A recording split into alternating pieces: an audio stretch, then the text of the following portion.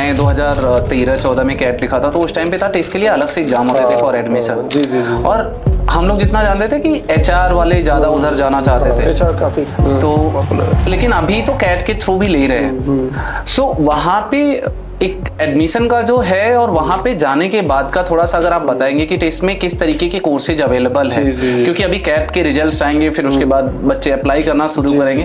तो अगर जो भी एस्पायरिंग स्टूडेंट है जो कैट लिखा हुआ है, अगर उसको टेस्ट की तरफ झुकाव है, जाना चाहता है, तो वहाँ पे क्या क्या ऑप्शंस अवेलेबल है सर? कैट के थ्रू सिर्फ 3 प्रोग्राम के एडमिशन होते हैं। ओके। एक जो master of arts in HRM and LR है, ODCL organisation development and change leadership, और हेल्थ मैनेजमेंट का एक प्रोग्राम है। ये तीनों सिर्फ कैट में है, बाकी सारे प्रोग्राम CUT के थ्रू एडमिशन में होते हैं। ओके। सो जो मोस्टली आपने बोला कि सोसाइटल थिंकिंग वहाँ पे ज़्यादा है और उस तरीके के लोग वहाँ पे ज़्यादा एडमिशन लिए जाते हैं, तो क्या इंटरव्यू के टाइम पे या ग्रुप डिस्कशन के टाइम पे भी वो चीज़ें देखी जाती है स्टूडेंट्स में? देखा जाता है, और स्टूडेंट की एकेडमिक कैपेबिलिटी, एकेडमिक्स तो बहुत इम्पोर्टेंट है, वो कैपेबिलिटी वर्ल्ड के प्रति, दुनिया के प्रति उसका विचार क्या है, कि मतलब उसकी सोच क्या है दुनिया के प्रति, सामाजिक व्यवस्था के प्रति, आर्थिक व्यवस्था के प्रति वगैरह वगैरह। लेकिन टिस चाहता है कि HR सेंट्रिक, जो HR का प्रोग्राम है वो HR सेंट्रिक स्टूडेंट्स चाहता है। Organisation development and change leadership जो प्रोग्राम है वो बेसिकली चेंज मैनेजमेंट का प्रोग्राम है, तो उसमें 2 साल का एक्सपीरियंस एक्सपेक्टेड होता है। यहाँ का फीस स्ट्रक्चर कैसा है, क्योंकि हम गांव देहात के लोगों को थोड़ा सा ज़्यादा यहाँ पे फोकस में रखते हैं, तो क्या फीस एक कंसर्न होता है या कैसा रहता है? कुछ सब्सिडी भी मिलता है कैसे? जी जी हाँ, तो टिस में जो UGC फंडेड प्रोग्राम है, जो मतलब लंबे समय से चले आ रहे हैं, उनका फीस तो बहुत कम है, क्योंकि वो जो टिपिकल गवर्नमेंट इंस्टीट्यूशन की फी होती है, फी एग्जैक्टली नंबर मुझे अभी मालूम नहीं है, बट फी काफ़ी अफोर्डेबल है। इंक्यूबेशन सेंटर क्या चाहती है? सिंपल है, बहुत सिंपल है। इंक्यूबेशन सेंटर का कोर काम है इकोसिस्टम क्रिएट करना, माहौल पैदा करना। ठीक है, ये उसका मेन काम है। उस माहौल पैदा करने के लिए आपको कभी सीड फंड की आवश्यकता पड़ती है, कभी मशीन की आवश्यकता पड़ती है, वो देना पड़ेगा आपको। अच्छा। लेकिन मेरा ये मानना है कि seed fund is not the only thing which they need, rather शुरू में फंड नहीं देना चाहिए। ये मेरा व्यक्तिगत विचार है, ये कंट्रोवर्शियल है, लेकिन ठीक है ये मेरा विचार है। दूसरा फिर क्या है कि बेसिकली इंक्यूबेशन सेंटर है क्या? सीधी सी बात है, हमारे सभी घर में छोटे बच्चे होते हैं, जब बच्चा चलना सीखता है, अब बच्चा क्रॉलिंग कर रहा है, चलना सीख रहा है, आप क्या करते हो? आप उसको थोड़ा सा सपोर्ट देते हो कि वो गिरे तो संभल जाए, मतलब many things we do, right? Incubation centre का भी वही आप ऑब्जर्व करते रहते हो कि जब ये चलना सीख रहे हैं ना, तो थोड़ा सा एक सिस्टम सपोर्ट दो, ताकि ये जब तक अपने पैरों पे चल के दौड़ना ना शुरू कर दें, तब तक इनको थोड़ा सा माहौल दीजिए इनको। नमस्कार, मैं हूं सर्वेश सिंह और स्वागत है आपका द राइजिंग भारत पॉडकास्ट के एक नए एपिसोड में।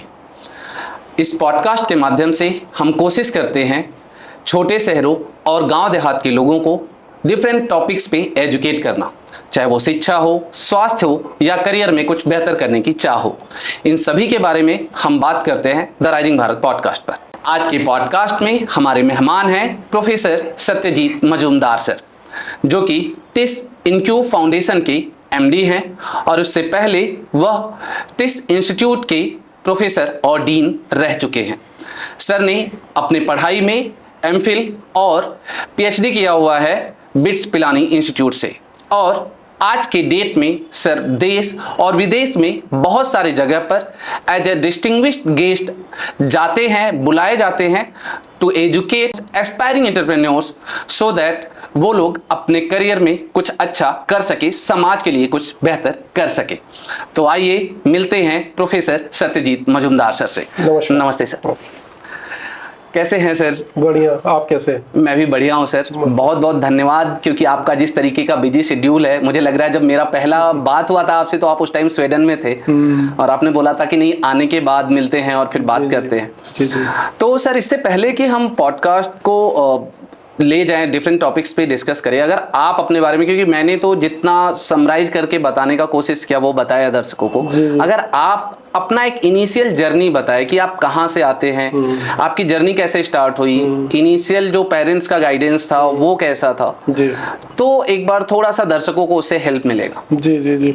नहीं, मेरा कोई ऐसा जीवन बहुत दर्शनीय जीवन नहीं है। एक साधारण जैसे मध्यम वर्गीय परिवार के किसी भी व्यक्ति का होता है, मेरा जीवन भी वैसे ही था।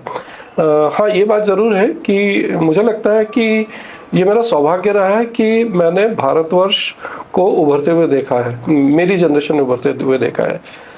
मैं जिस वक्त पैदा हुआ, मेरी पैदाइश भोपाल की है, तब मेरे ख्याल से 3-4 साल हुए थे भोपाल राजधानी बना था। अच्छा। स्टेट रिकॉन्स्टिट्यूशन के बाद में। ओके। और राजधानी बन रही थी। राजधानी एक शहर नहीं होता है, पूरे राजकीय व्यवस्था की सेटअप होता है। और मैं बता रहा हूँ, बड़ा छोटा सा शहर था। और मुझे याद है हमारे एक रिश्तेदार राजभवन में थे और राज्यपाल के सचिव थे। तो हम लोग राजभवन की गेट से आराम से घुस जाया करते थे। और वो पूछता था, संतरी कहाँ जा रहे हैं? मैंने मुखर्जी सर क्या? अच्छा ठीक है जाओ। खेलते थे। और राज्यपाल शाम को टहलते हुए आते थे, उनको हम नमस्ते भी करते थे। तब ये महसूस नहीं होता कि राज्यपाल इतनी बड़ी हस्ती है इस देश की। तो मेरा बचपन वैसा कुछ बीता है। और शुरू की पढ़ाई मेरी एकदम साधारण शासकीय विद्यालय में हुई है। बहुत क्या बोलूँगा, मतलब गुरु शब्द की व्याख्या यदि देखने से की जा सकती है तो वो गुरु मुझे मिले हैं। अच्छा। स्कूल बहुत साधारण थे मेरे ख्याल से। आज यदि उस स्कूल की बिल्डिंग में किसी बच्चे को जाने के लिए बोला जाए, कोई नहीं जाएगा। नहीं जाएगा, सही बात है। ऐसी बिल्डिंग थी। बिल्डिंग में कुछ भी नहीं रखा था। टाट पट्टी होती थी, नहीं भी होती थी, घर से लेके जाते थे। लेकिन जो शिक्षक थे, मैं दावे के साथ कह सकता हूँ, मुझे आज एक टीचर्स का नाम याद है जिन्होंने मुझे वो विषय पढ़ाया था। ये मेरा प्राइमरी एजुकेशन का है। बाल मंदिर में मैं जब गया था तो तब तो ऐसी शिक्षा व्यवस्था ऐसी थी। लेकिन शिक्षक बहुत कर्मठ शब्द भी बहुत कम शब्द है। शिक्षक समर्पित थे शिक्षा के प्रति, ऐसे शिक्षक थे। तो उन्होंने तो जीवन बनाया है हमारा। शिक्षक ने बनाया है और मेरे माता पिता ने बनाया है, ये दोनों ने। और अब पता चलता है कि उनके होने या न होने से क्या फ़र्क पड़ा। तो मेरा तो ये कहना है, आज की पीढ़ी में शिक्षक तो शिक्षक होता है। गांव का हो, शहर का हो, अंग्रेजी बोलता हो, नहीं बोलता हो, कोई फर्क नहीं पड़ता। शिक्षक तो शिक्षक होता है। वो जो प्रभाव डालता है जीवन में, तो वो तो जीवन जब इस पड़ाव में आते हैं तब समझ आता है कि हमने क्या देखा था। उसके बाद की शिक्षा तो अच्छी रही। मैं एक अच्छे विद्यालय में गया। और टिपिकल मध्यम वर्गीय परिवार में होता है कि आपको इंजीनियर बनना होता है, डॉक्टर बनना होता है। मुझे इंजीनियर बनना था। तो इंजीनियर बन गया। पढ़ाई की ठीक ठाक ही था, मैं पढ़ाई में अच्छा था। क्लास में फर्स्ट आता था, सब कुछ ठीक ठाक था। थोड़ा बहुत संगीत भी सीखता था, संगीत में रुचि थी, गाता था, वो भी सीखा। लेकिन ये समझ आया कि संगीत आपका करियर नहीं हो सकता है, इसलिए संस्कृत तो थोड़ा सा पीछे रखो, पढ़ाई में ध्यान दो, अच्छी शिक्षा लो। और हमने जब ग्रेजुएशन पूरा किया 1981 में, तब तो मेजर जॉब पब्लिक सेक्टर में हुआ करता था, पब्लिक सेक्टर का ज़माना था। लेकिन जो मैं कहना चाहता था मेरे बचपन का, मुझे 1962 का वॉर याद नहीं है, 1965 का वॉर बहुत अच्छी तरह याद है, जब ब्लैकआउट हुआ था। 71 का वॉर तो बहुत अच्छी तरह याद है, तब तो मैं स्कूल में था। थोड़ा बहुत हम वॉलंटियरिंग भी करते थे डिस्ट्रीब्यूशन में वगैरह वगैरह। और मैंने अभाव क्या होता है वो देखा है। अभाव घर का नहीं, अभाव व्यवस्था का। बाजार में चीनी राशन की दुकान से खरीदनी पड़ती थी क्योंकि ओपन मार्केट में चीनी मिलता ही नहीं था। अच्छा। होली और दिवालियों में आप यकीन नहीं करेंगे, 1 यूनिट, मतलब एक वयस्क को 1 यूनिट बोला जाता था। 1 यूनिट को 200 ग्राम चीनी मिलता था राशन की दुकान से। तो कैन इमेजिन महीने में कितना। मेरे घर में मेरी छोटी सिस्टर थी, वो ½ यूनिट कहलाती थी और हम लोग 5 यूनिट कहलाते थे। तो 5 मल्टीप्लाइड बाई 200, 1 किलो 100 ग्राम चीनी महीने में आती थी। ये हम लोगों का घर का चीनी का कंजम्पशन था। त्योहारों में इसका आधा एक्स्ट्रा मिलता था, मतलब 1 किलो 100 ग्राम की जगह 550 ग्राम और मिलेगा। अच्छा। और त्योहार मतलब होली और दिवाली। तो ये भाव मैंने देखा है। डालडा कंट्रोल में मिलता था, ये समय था। मुझे याद है मैं जब कॉलेज में आया तब मैंने ओपन मार्केट में चीनी के बोरे देखे, तो मुझे यकीन नहीं हुआ कि अच्छा चीनी के बोरे राशन की दुकान से हटके ओपन मार्केट में भी मिल सकता है। ऐसे बहुत सारे सामान थे जो ओपन मार्केट में नहीं मिलते थे। रात को हमको होमवर्क खत्म करके राशन की दुकान की लाइन में लगना पड़ता था क्योंकि चीनी मिलेगा। तो क्योंकि 7:30 बजे शायद राशन की दुकान खुलती थी, स्कूल से आए, बस्ता खोला, होमवर्क कंप्लीट किया, क्योंकि अभी 7:30 बजे लाइन में लगनी है, चीनी आने वाला है, राशन की आने वाली है। तो ये समय देखा है, तो ये समय था। तो ये जो इवॉल्व हुआ है इंडिया, अब तो भारत तो इवॉल्व है, मतलब इस भारतवर्ष की कल्पना तो मैंने तो कभी नहीं की थी। और मैं कोई महान व्यक्ति नहीं हूँ, मैं एक साधारण सा इंसान हूँ, मैं तो मेरी ज़िंदगी अच्छी चलनी चाहिए थी। लेकिन उस वक्त भावनाएं बहुत अच्छी थी, इंटरनेट नहीं था, रेडियो था, टेलीविज़न भी नहीं था, लोग एक दूसरे के घर आया जाया करते थे। हम लोग इतवार को किसी के घर भी, किसी रिश्तेदार, किसी दोस्त के यहाँ चले जाते थे वगैरह वगैरह। आना जाना बहुत अच्छा लगा रहता था, छुट्टियों में किसी के घर चले जाना, ये तो संपर्क बहुत अच्छा था क्योंकि और कोई साधन नहीं था लोगों से मिलने का। तो ये समय था।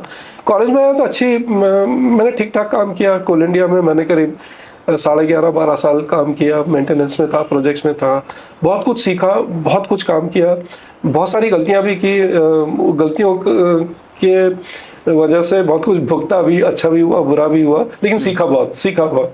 और मेरी थोड़ी आदत थी हट के कुछ करने का, तो कॉलेज में भी करता था, जिसकी वजह से कभी परेशानी भी होती थी। कोल इंडिया में भी किया, उसकी वजह से भी कुछ परेशानियां हुई। जैसे हमारे यहाँ एक यूनिट के में रणजी के लीग मैचेस होते थे, तो रणजी के लीग मैचेस में पूरा फूड का सुपरविजन मैं करता था। ये कोल इंडिया की बात कर रहा हूँ मैं।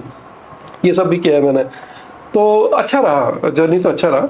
1992 में मुझे पहली बार विदेश जाने का मौका मिला, तो दुनिया देखने का मौका तब मिला कि बाहर की दुनिया कैसी है। यूके में करीब 3-3.5 महीना रहा। तब लगा कि हम लोग थोड़ा सा हमें और अच्छा होना चाहिए, और पहली बार तो उस जमाने पहली बार जब आप विदेश जाते हैं तो ऐसा लगता है कि नहीं हमारा देश पिछड़ा हुआ है, लेकिन बाद में समझ आता है कि नहीं, पिछड़ा नहीं था, ये तो वो कर सकते हैं, अब समझ आता है। तो एनीवे, उस वही वक्त था जब इंडिया का इकोनॉमी ओपन हुआ, 92 की बात कर रहा हूँ मैं। yes. और तब पता नहीं क्यों ऐसा विचार आया। कोल इंडिया में मैंने बहुत अच्छा एक्सपीरियंस रहा, क्योंकि वो इंपोर्ट सब्स्टिट्यूशन का भी समय था। हमारी इंपोर्टेड मशीन के स्पेयर पार्ट्स हम लोग देश में डेवलप करते थे। अच्छा। तो वो थोड़ा बहुत मैंने किया, एंसिलरी डेवलपमेंट का काम भी मैंने किया है। तो लोकल इंडस्ट्री के साथ काम किया, छोटी इंडस्ट्री के साथ थोड़ा सा टेक्निकल जुड़ाव था, तो ये वाला एस्पेक्ट भी मैंने देखा। कोल इंडिया का भरपूर अच्छा एक्सपीरियंस था। तो जब 92 में ओपन इकोनॉमी हुई और एक थोड़ा सा देश में बड़ा अजीब सा माहौल था, लोग कह रहे थे कि अब तो भारत की सारी कंपनियां बंद हो जाएंगी, विदेशी कंपनियां आके सबको एकदम खत्म कर देंगी। लेकिन मेरा विश्वास था कि स्मॉल कंपनीज बहुत अच्छा काम करती हैं। पता नहीं ये विश्वास कहाँ से है। यदि आप आज पूछे कि विश्वास का सूत्रपात कहाँ से, मुझे नहीं मालूम, मेरे पास कोई जवाब नहीं इसका। लेकिन ऐसा लगा कि नहीं, हम लोग अच्छे, हमारे यहाँ बहुत अच्छे अच्छे लोग हैं। और कोल इंडिया में तो मैंने अपने स्किल्ड वर्कर्स को देखा है, जादू था उनके हाथों में, कुछ भी करवा लो आप उनसे।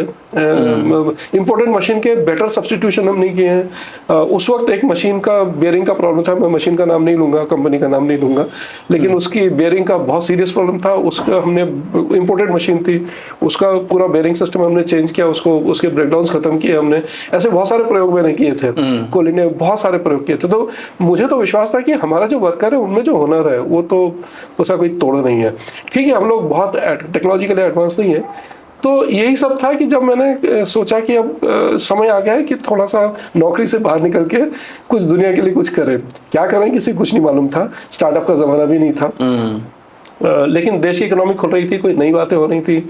तो मैं इंडियन स्टैटिस्टिकल इंस्टीट्यूट में आया एज ए कंसल्टेंट। काफ़ी काम किया, पुणे, बॉम्बे, महाराष्ट्र रीजन में, और दूसरी जगह भी काम किया। उसके बाद ऐसा लगा कि नहीं, कंसल्टिंग में भी करियर हो सकता है। ये करते करते समझ आया। लेकिन कंसल्टिंग का करियर, उस वक्त कंसल्टिंग कंपनी इंडिया में थी नहीं, कोई नहीं था। तो कंसल्टिंग का भी एक रोल है, कंसल्टिंग की ज़रूरत है छोटी इंडस्ट्री को। और आपको शायद जान के आश्चर्य होगा, मेरा पहला जॉब एक्चुअली टीचिंग था। जब मैं ग्रेजुएशन कंप्लीट किया, मैं टीचिंग भी कर रहा था, एमटेक भी कर रहा था, लेकिन मुझे लगा टीचिंग से बोरिंग जॉब कोई हो नहीं सकता, इतना बेकार काम है, इतना बोरिंग जॉब है। और एमटेक में तो बिल्कुल मज़ा नहीं आया, तो छोड़ दिया मैंने। तब फिर कोल इंडिया ज्वाइन किया था। हालांकि मेरी मदर स्कूल की प्रिंसिपल थी, हमारे घर में काफ़ी शिक्षक थे, तो मैंने उनको देखा था। पढ़ाना मुझे अच्छा लगता था, मैं जूनियर्स को भी पढ़ाता था, मोहल्ले में बच्चों को भी पढ़ाता था, तो पढ़ाने में रुचि तो थी और लोग कहते थे तुम पढ़ाते अच्छा हो, लेकिन बस वहीं तक बात थी। बाद में जब ISI में आया तो कंसल्टिंग तो किया ही मैंने, इंडियन स्टैटिस्टिकल इंस्टीट्यूट में बहुत कुछ सीखा, स्टैटिस्टिक्स के एक बेसिक्स सीखे, क्वालिटी मैनेजमेंट सीखा, बहुत कुछ सीखा। मुझे लगता है कि मेरा हर जॉब एक लर्निंग प्लेटफॉर्म था, बहुत सीखा और बहुत अलग अलग चीजें सीखी, और बड़े आश्चर्य होता था कि अच्छा ये भी दुनिया है, चलो इसको भी देख लेते हैं। स्टैटिस्टिक्स की दुनिया अलग थी, वो भी देखा मैंने, बड़े अच्छे अच्छे प्रोफेसर से मुलाकात हुई, जापान भी गया, वहाँ पे भी बड़े दिग्गजों से बातचीत हुई। वो दिग्गज जो बड़े नामी गिरामी कंसल्टेंट हुआ करते थे, उनसे काफ़ी समय उनके साथ रहा मैं, मतलब बातचीत की मैंने, काम तो नहीं किया। तो बाद में लगा कि नहीं, टीचिंग का भी एक अलग पहलू चाहिए। और मुझे याद है प्रोफेसर वाशियो से मेरी बात हो रही थी जापान में, वो इंडिया काफ़ी आते थे, डेथ हो चुकी है उनकी, काफ़ी दिन हो गए। तो उन्होंने एक चीज़ बोला था जो मुझे अभी भी याद है। वो वहाँ पे जापान में सान बोलते हैं, सान मीन जी, हम जो कहते हैं ना सर्वेश जी, अच्छा, वो सान है एक्चुअली। तो वो मेरे को सत्यासान, तो बोले सत्यासान, do you know in India you have lot of theory, you have no practice. तब मुझे वो बात मुझे आज भी याद है कि हमारे यहाँ जो शिक्षा है वो बहुत किताबी है, गलत नहीं है, लेकिन वो उसका प्रैक्टिस में तो हमारे काफ़ी विद्यार्थी ये महसूस करते हैं कि हमने जो क्लासरूम में पढ़ाई की उसका बाहर की दुनिया में कोई उपयोग नहीं है। ये बात सही है, कुछ हद तक सही है, कुछ हद तक सही नहीं भी है, क्योंकि थ्योरी जानना भी उतना ही जरूरी है जितना प्रैक्टिस जानना जरूरी है। थ्योरी प्रैक्टिस किसी भी विषय के दो पहलू हैं। थ्योरेटिकल फाउंडेशन स्ट्रांग नहीं होगा तो आप प्रैक्टिस में सफल नहीं हो सकते, ये मेरा मानना है। और मेरे सारे रिसर्च थ्योरी बिल्डिंग रिसर्च ही हैं। अब वो तो खैर अभी समझ में आया। तो मुझे लगा कि नहीं, एक ऐसा टीचर बना जाए जिसका प्रैक्टिस ओरिएंटेशन ज़्यादा हो। थ्योरेटिकल ओरिएंटेशन तो हो ही हो, लेकिन प्रैक्टिस ओरिएंटेशन ज़्यादा हो। लेकिन ये एक सोच थी, ऐसा कोई प्लान नहीं था, लेकिन ऐसा कुछ हुआ कि मैं फुल टाइम टीचिंग में भी आ गया। तो लेकिन फुल टाइम टीचिंग में आया तो मुझे याद था कि मुझे प्रैक्टिसिंग टीचर बनना है। तो ये जर्नी रही मेरी। मैंने शायद बहुत लंबी व्याख्या कर दी अपनी। तो अभी जो भी हूँ अच्छा हूँ, जीवन ने बहुत सिखाया है। जब तक हाथ पैर चलेंगे, काम करते रहेंगे, अच्छा कुछ करते रहेंगे। इस देश में बहुत संभावना है। इस देश का युवा बहुत काबिल युवा है। हताश होने की कोई बात नहीं है। जीवन में हताश तो हम सभी, उतार चढ़ाव सभी के जीवन में होता है। हमारे स्टेजेस आते हैं सर। तो स्टेजेस होते हैं, वो तो होता ही है। लेकिन मुझे लगता है हमारा यूथ बहुत काबिल है, बहुत स्मार्ट है। युवा में बहुत ताकत है। आज का युवा बहुत कर्मठ है, बहुत इंटेलिजेंट है। तो ग्रामीण युवक भी उतने ही टैलेंटेड है। मैं गांव में बहुत काम करता हूँ, किसान परिवारों के साथ भी काम करता हूँ। मैंने तो ऐसे किसानों को देखा है कि मेरी तो आंखें खुल गई कि अच्छा ऐसे भी लोग होते हैं गांव में। तो मेरा बहुत सम्मान है गांव के प्रति। गांव की जिंदगी बहुत अच्छी है। तो मुझे लगता है कि एक गांव में भी करियर हो सकता है। इस पर विचार किया जाना बहुत जरूरी है। सर, मेरा जो ये पॉडकास्ट का थॉट आया कि क्यों करना चाहिए जी, तो there are so many topics जिस पे मैं बात कर सकता हूँ और लोग मिल जाएंगे। जी जी।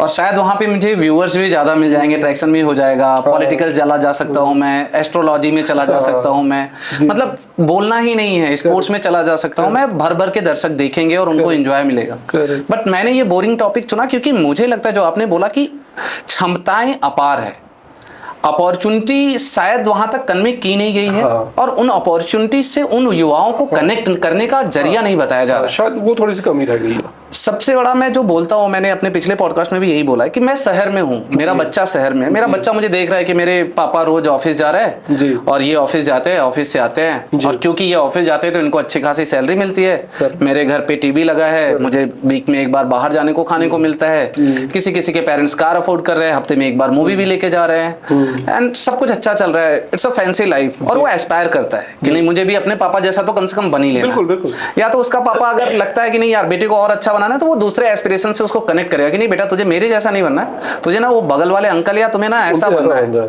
इसके लिए तुम्हें और मेहनत करना पड़ेगा। तो गांव का बच्चा जो है जिसके पिताजी किसान है, अब आप ये बताओ कि कौन किसान का बच्चा चाहेगा कि उसका बेटा भी किसान बने? बिल्कुल नहीं, बिल्कुल। और कौन किसान का बच्चा चाहेगा कि मैं पापा जैसे किसान बनूं? क्योंकि वो देख रहा है ना, अभी बनारस से मैं आता हूँ, बनारस में बारिश हुई है, अभी धान के फसल कटे हुए पानी में डूब गया, मोथा करके ये तूफान आया और उसकी वजह से धानों के खेतों में पानी भर गया। वो देख रहा है कि उसके पापा के साल भर 6 महीने का जो मेहनत है ना, जो उम्मीदें थी कि धान की फसल कटेगी, धान बिकेगा, घर में कुछ पैसे आएंगे उससे, या तो घर पे कुछ काम होगा या कुछ कपड़े खरीदे जाएंगे, समथिंग लाइक दैट, अब वो सारी चीजों पे पानी फिर गया। तो वो 6 महीने का जो है ना कि धरती का सीना तो चीरा था कि नहीं उसमें से कुछ निकलेगा, बट आकाश से बादल और पानी आया और सब लेके चला गया।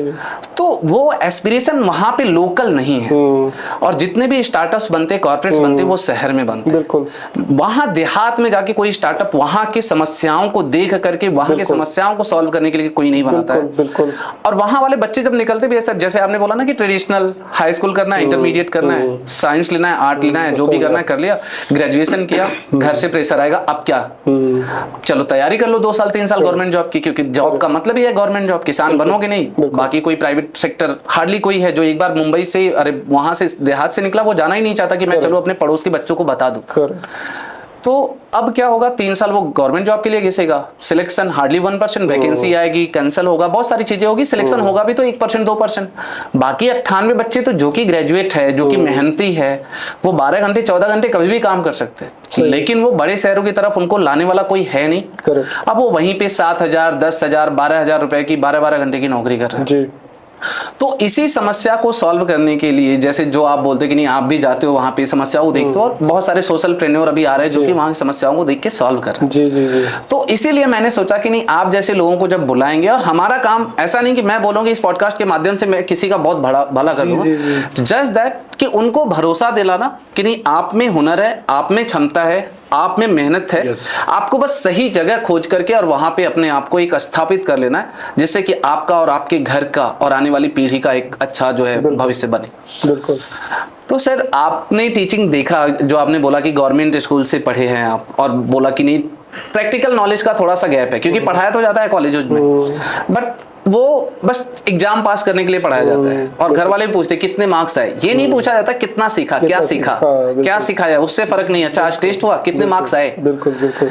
तो और वहां पे चाहे वो सिस्टम ही उस तरीके से बनाया है सर कि टीचर्स भी आपको मार्क्स के बेसिस पे जज करते हैं, या थोड़ा आपने अच्छा बोल दिया तो उसके बेसिस पे जज कर लेंगे ये बच्चा बोलता भी अच्छा, बट उनको प्रैक्टिकली बताया जाए कि अगर ये चीज पढ़ रहे हो तो यहाँ से ये लर्निंग है, और आगे जब आप 4 साल बाद जब आप कॉर्पोरेट लाइफ में जाओगे ना तो इसकी ये चीजें आएंगी। इंग्लिश भी पढ़ाया जाता है तो वो बस पास होने के लिए, कम्युनिकेशन पर्सपेक्टिव से नहीं पढ़ाया जाता कि इंग्लिश एक लैंग्वेज है, ये एग्जाम पास करने के लिए नहीं पढ़ रहे हो आप, ये कम्युनिकेशन का एक बहुत इफेक्टिव टूल है जो कि आपको कॉर्पोरेट लाइफ में आगे बढ़ा सकता है। तो आपको क्या लगता है कि क्या एक व्यापक चेंज का जरूरत है, और ये फ्रीक्वेंसी जो चेंज का है वो बहुत जल्दी होना चाहिए, क्योंकि 15 साल पहले जो लेसन चल रहे थे शायद आज भी वही लेसन चल रहे हैं, कमो बेश थोड़े बहुत नए चैप्टर जुड़ जाते हैं। तो क्या लगता है कि एक व्यापक चेंज और उसका फ्रीक्वेंसी फिक्स किया जाए कि नहीं इतने टाइम बाद ये चेंज कर देना ही चाहिए। बिल्कुल। दुर्भाग्यवश ये चेंज बहुत धीमा है, हो रहा है। जो नई शिक्षा नीति है उसमें बहुत सारी ऐसी बातें रखी गई हैं, और वर्नाकुलर लैंग्वेज पे बोला गया है कि प्राथमिक शिक्षा उसी में होनी चाहिए। तो आपको मेरी प्राथमिक शिक्षा हिंदी मीडियम में थी। yes. पूरा स्कूलिंग मेरा हिंदी मीडियम में था, लेकिन ठीक है शायद कभी लगा कि इंग्लिश बोलना नहीं आता है, लेकिन अभी प्रोफेशन में ऐसा कोई लग नहीं रहा है कि हिंदी में पढ़ाई करके मैं कोई पीछे हो गया हूँ, हिंदी की पढ़ाई की वजह से मैं पीछे, ऐसा कुछ नहीं है। बट यस चेंज है, लेकिन 3 चीज़ें हैं जो मुझे लगता है शिक्षा में ध्यान देने वाली बात है। और मुझे लगता है कि अभी शिक्षा में अच्छी बात यह है कि आज का जो एजुकेशन है वो टीचर ड्रिवन एजुकेशन नहीं है, वो स्टूडेंट ड्रिवन एजुकेशन है। तो हमारे छात्रों को भी सोचना पड़ेगा कि अब हम शिक्षा लेने के हकदार हैं, हमें शिक्षा दी जाएगी नहीं, हम शिक्षा ले भी सकते हैं। हाँ, तो ये जो लेने वाली प्रवृत्ति है, और बहुत सारे माध्यम है, आपका एक पॉडकास्ट भी तो एक माध्यम है शिक्षा का, कितने माध्यम है, कितने चैनल्स है, पूरा इंटरनेट भरा हुआ है मटेरियल से। तो मुझे लगता है एज ए टीचर मुझे कंटेंट डिलीवरी उतना इंपॉर्टेंट नहीं है। कंटेंट तो अवेलेबल है, कंटेंट तो इंटरनेट क्यूरियोसिटी क्रिएट करना है। एग्जैक्टली, मुझे लर्निंग की स्टाइल डेवलप करनी है, मुझे लर्निंग का एटीट्यूड डेवलप कराना है, दैट्स इट। यही मेरा काम है एज अ टीचर, राइट। क्योंकि और ठीक है, जहाँ पे गैप है वहाँ पे मुझे ट्यूनिंग करनी है। मतलब जैसे होता है ना, जब आप ट्यूनिंग करते हो तो फाइन ट्यूनिंग कर देनी है, बस उतना ही मेरा काम है। कंटेंट आजकल तो भरपूर अवेलेबल है। तो मुझे लगता है 3 तरह की एबिलिटी की बात करनी चाहिए आजकल। एक तो लिंग्विस्टिक एबिलिटी, सोचने की भी भाषा होती है, और यदि आपकी सोचने की भाषा हिंदी है तो सर्टनली आपकी इंग्लिश बोलने में आपको थोड़ी रुकावट आएगी। तो हम सभी की सोचने की भाषा है, सोचने की भाषा बदलने में वक्त लगता है, इंग्लिश में सोचने में टाइम लगेगा। Yes, right. इंग्लिश बोलना और इंग्लिश में सोचना दोनों में फर्क है, दोनों में फर्क है ना। तो मुझे लगता है कि सोचने की भी एक भाषा होती है, उस भाषा पे भी काम करना जरूरी है, और वो तो व्यक्ति विशेष को ही काम करना पड़ेगा। मैं आपको पढ़ा नहीं सकता कि आप सोचने की भाषा कैसे बदलें। वो आपके अंदर एक दिलचस्पी होनी चाहिए, एक विचार होना चाहिए जैसे आप करें। एक तो ये, दूसरा न्यूमेरिकल एबिलिटी, न्यूमेरिकल पिक्चराइजेशन। यदि मैं 10 बोल रहा हूँ, 10 का मतलब है 10 का मतलब क्या, यदि मैं 1 मिलियन बोल रहा हूँ, 1 मिलियन का मतलब क्या। हालांकि कॉन्टेक्स्ट टू कॉन्टेक्स्ट 10 और 10 मिलियन का वो बदल जाएगा, लेकिन जो न्यूमेरिकल एबिलिटी वो मैं देखता हूँ आज के कहीं छात्रों में ये कमी है, न्यूमेरिकल एबिलिटी की कमी है। जैसे मुझे याद है, हम लोग क्या तो पहाड़े रटवाए जाते थे, आजकल तो पहाड़े रटवाने का कल्चर सबसे पहला काम ही वही था कि 20 तक टेबल आना चाहिए। कहीं भी गए अच्छा बोलो 16 का पहाड़ा बोलो, और 19 का पहाड़ा, 29 का पहाड़ा तो बुलवाया ही जाता था। तो वो तो आप समझ आता है कि वो कितना जरूरी है। तो वो न्यूमेरिकल थिंकिंग है, रटना नहीं है, न्यूमेरिकल थिंकिंग। नंबर के प्रति अपना विचार, नंबर के माध्यम से सोचना, एक तो वो दूसरा है। दूसरा जो टेक्निकल विषय है, जो टेक्निकल सब्जेक्ट है, अच्छा अभी मजे की बात यह है कि सारे डिसिप्लिन क्रॉस डिसिप्लिन हो गए। अब प्योर साइंस कोई प्योर साइंस नहीं रह गया है, प्योर बायोलॉजी कोई बायोलॉजी नहीं रह गया है। मतलब मैं तो बायोटेक्नोलॉजी के स्टार्टअप्स के साथ बहुत काम करता हूँ। बायोटेक्नोलॉजी इनफैक्ट मैंने स्टार्टअप्स के से ही सीखी है, मुझे बायोटेक्नोलॉजी नहीं आती है, मैंने उनसे ही सीखा है, और अच्छे मेंटर्स मिले हैं जो उनको मेंटर करते हैं, मैं भी सीखता हूँ उनके साथ में। अब बायोटेक्नोलॉजी तो मल्टीडिसिप्लिनरी टेक्नोलॉजी है, उसमें केमिस्ट्री भी है, माइक्रोबायोलॉजी भी है, बायोकेमिस्ट्री भी है, सब कुछ है, राइट। तो अब यदि कोई कहे कि मैं सिर्फ केमिस्ट्री पढ़ रहा हूँ, कौन सी केमिस्ट्री पढ़ रहे हो भाई? तो अभी समय उस बात का है। तो मुझे लगता है कि बाउंड्री तोड़ना बहुत जरूरी है, अभी विषय की बाउंड्री तोड़ना। चाहे स्कूल में वो विषय आपको गणित के बोल के समझाया जाए या हिस्ट्री भी साइंस है, इतिहास भी एक विज्ञान है, और हम जानते हैं इतिहास विज्ञान कितना जरूरी है। आज की तारीख में तो हम ज्यादा समझ रहे हैं इसको, ठीक है। तो ये जो इंटरडिसिप्लिनरी और मल्टीडिसिप्लिनरी थिंकिंग, वही मैं कह रहा हूँ, यदि शिक्षक ने आपको बताया कोई दिक्कत नहीं है, नहीं बताया आप डेवलप करिए। तो एक हमारे छात्रों को भी डिमांडिंग होना पड़ेगा, छात्रों को भी खड़ा होना पड़ेगा कि मुझे ऐसा कुछ सीखना है। जो बनना है वो तो ठीक है, जो वो तो आप बनोगे ही, लेकिन ऐसा कुछ सीखना है। दूसरी बात ये है कि सारा ये जो जॉब मार्केट है, दुर्भाग्य है कि सारी शिक्षा व्यवस्था जॉब मार्केट से जुड़ी हुई है। शिक्षा का मतलब ही है जॉब, जो गलत है एक्चुअली, जो वहीं से दिक्कत पैदा होती है। उतनी ही पढ़ाई करो जितना जॉब के लिए जरूरी है, उससे आगे करने की जरूरत नहीं है। मेरे ख्याल से अब वो समय निकल गया है, एआई का जमाना है, इवॉल्व होना पड़ेगा। लो स्किल जॉब एआई कर लेगा, मशीन कर लेगी, आप हटके क्या हो, यही तो सवाल है। ह्यूमन माइंड की कहाँ जरूरत है जो मशीन नहीं कर सकता, तो ह्यूमन माइंड कहाँ मशीन को रिप्लेस कर सकता है। हमें उस तरह के विचारधारा के लोगों की आवश्यकता है। तो ये तो मुझे अपने आप को तैयार करना पड़ेगा, वरना मेरी तो गिनती नहीं है बाजार में। किसी को मेरी जरूरत नहीं है आजकल, इजंट इट? किसको जरूरत है? मशीन तो सब कुछ कर लेता है, एनालिसिस तो कोई भी कर लेगा, एल्गोरिथम कोई भी लिख लेगा, ठीक है। इतने हाई स्पीड कंप्यूटिंग है, सॉफ्टवेयर है, सब तो हो जाता है। फिर मेरी और आपकी जरूरत क्या है? मेरी आपकी जरूरत कहाँ है, वो हमको हटके थोड़ा प्रूव करना पड़ेगा। ये हर एक हम में से हर एक व्यक्ति को, मुझे तो आज भी प्रूव करना पड़ता है। आप जैसे लोग मेरे कॉम्पिटिटर हो। नहीं सर, ऐसा कुछ नहीं है। क्योंकि मेरा स्टूडेंट भी मेरा कॉम्पिटिटर है। मैं आज जो पढ़ा रहा हूँ, सिखा रहा हूँ, वो भी तो उसी विषय का एक्सपर्ट बन जाएगा कल को, तो वो मुझे कम्पीट करेगा। तो मुझे तो जीवन भर अपने आप को प्रूव करना है, जीवन भर सीखते रहना है। तो ये तो जर्नी है लर्निंग की।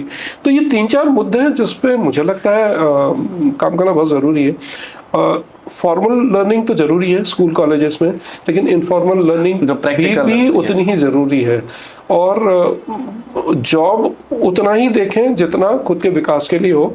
जॉब में डिसऑनेस्टी की बात नहीं कर रहा हूँ, लेकिन मैं कह रहा हूँ कि पैकेज देख के थोड़ा सा मैं पैकेज वाले जो नैरेटिव है उसके सख्त खिलाफ हूँ। लर्निंग अपॉर्चुनिटी कहाँ है, वो जॉब, लर्निंग और कंट्रीब्यूशन एग्जैक्टली, वैल्यू क्रिएशन जिसको Yes. कहते हैं। हाँ, तो वो जो पैकेज वाला जो रैट रेस चल रहा है और जो अखबारों में खबर आ जाते हैं, हम भूल जाते हैं कि जो हमारे देश की जो नामी गिरामी संस्थाएं हैं, हम सभी जानते हैं मैं किसकी बात कर रहा हूँ। वो जो पैकेज आता है ना, वो शुरू के 5% या 10% को मिलता है, 95% 90% उनको नहीं मिल रहा है। नहीं मिल रहा है। हम ये क्यों भूल जाते हैं? तो ठीक है, आपको 10% आना चाहिए, वो तो ठीक है, लेकिन वो टॉप एंड ब्रैकेट है, वो 1 या 2 या 3 लोगों को मिला हुआ है, वो सबको नहीं मिला हुआ है। ठीक है, तो उससे मिसगाइड ना हो कि मुझे वो चाहिए। बिल्कुल आप एस्पिरेशन रखिए, लेकिन थोड़ा रियलिस्टिक होने की भी आवश्यकता है, और हताश ना हो। आजकल मैं देखता हूँ मेंटल स्ट्रेस बहुत होता है लोगों को बहुत ज्यादा मेंटल स्ट्रेस होता है। दोस्तों के साथ रहें, मस्ती करें, हंसी मजाक करें, परिवार के साथ रहें, अच्छा खाए पिए, वो भी जरूरी है। सिर्फ मोबाइल फोन और लैपटॉप में ना रहे। जो अपनी जिंदगी है वो भी उतनी खूबसूरत है। दोस्तों के साथ मैं दोस्तों के साथ बहुत मिलता हूँ, स्कूल कॉलेज के दोस्तों के साथ बहुत मस्ती करता हूँ, अभी भी करता हूँ। अरे वाह, तो ये बहुत जरूरी है, दोस्तों के साथ मस्ती करना बहुत जरूरी है। हाँ, रील्स में दूसरे अननोन लोगों की, जो मोबाइल में इंस्टाग्राम रील्स पे आप दूसरे की लाइफ को देख रहे हो और स्क्रॉल किए जा रहे हो, उससे अच्छा आप अपने और अपने लोगों को रियल लाइफ में देखो ना। रियल लाइफ में क्यों देख रहे हो? और आपके दोस्त में भी वही खासियत है। वही खासियत ठीक है, वो बहुत बड़ा नामी गिरामी अफसर नहीं बना है, लेकिन वो भी उतना ही प्यारा, उतना ही अच्छा इंसान है। यस। तो सर, हम लोगों ने सोशल पे तो थोड़ा बात कर लिया, आते हैं आपके करियर की तरफ। तो कोल इंडिया आपने छोड़ा, फिर उसके बाद एज ए कंसल्टेंट भी ज्वाइन किया, फिर उसके बाद आप टिस से कैसे जुड़े? हाँ, टिस में तो एक्सीडेंट है। This is a gross accident. मुझे कभी मैं टिस यदि नहीं आता तो मैं देश की एक दूसरी अच्छी संस्था में पढ़ाता होता। अच्छा। तो वहाँ से मुझे जॉब ऑफर था। तो मैं लगभग तय कर चुका था। मैं उस वक्त मणिपाल में टैपमी में पढ़ा रहा था, मैं प्रोफेसर था वहाँ पे। अच्छा। और थोड़ा सा चेंज देख रहा था, तो मुझे एक अच्छी संस्था में मिल गया था अपॉइंटमेंट। तो वहाँ जाता तो खूब सारा पैसा बना चुका होता। ठीक है, नहीं हुआ, नहीं गया। ओके, वो मेरी चॉइस थी। लेकिन उसी वक्त टिस में सोशल एंटरप्रेन्योरशिप का मास्टर्स प्रोग्राम शुरू हुआ था।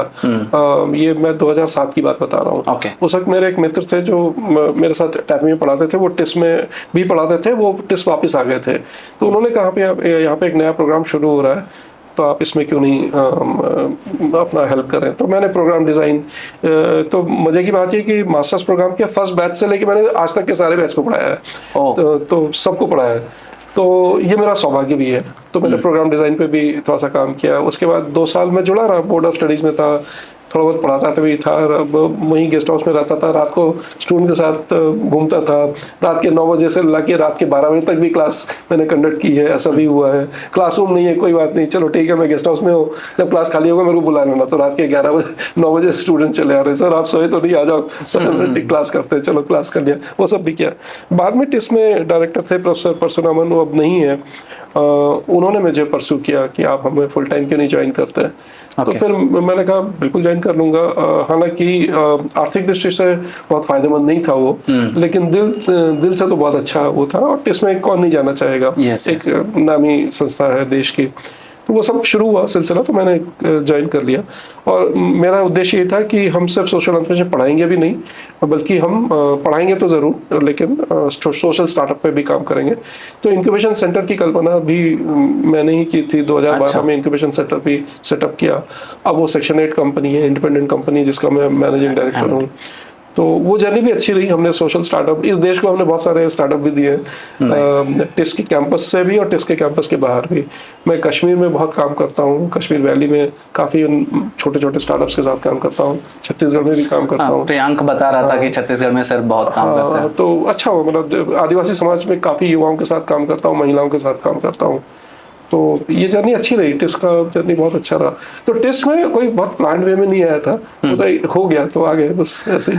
तो टिस को जो हम लोग जानते हैं बाहर से, क्योंकि जब हम लोग, मतलब मैं 2013-14 में कैट लिखा था, तो उस टाइम पे था टिस के लिए अलग से एग्जाम होते थे फॉर एडमिशन। जी जी जी। और हम लोग जितना जानते थे कि एचआर वाले ज्यादा उधर जाना चाहते थे, एचआर काफी तो पॉपुलर है। लेकिन अभी तो कैट के थ्रू भी ले रहे हैं। सो वहां पे एक एडमिशन का जो है और वहां पे जाने के बाद का थोड़ा सा अगर आप बताएंगे कि टेस्ट में किस तरीके के कोर्सेज अवेलेबल है, क्योंकि अभी कैट के रिजल्ट्स आएंगे फिर उसके बाद बच्चे अप्लाई करना शुरू करेंगे, तो अगर जो भी एस्पायरिंग स्टूडेंट है जो कैट लिखा हुआ है और उसको टेस्ट की तरफ झुकाव है, जाना चाहता है, तो वहां पे क्या क्या ऑप्शंस अवेलेबल है सर?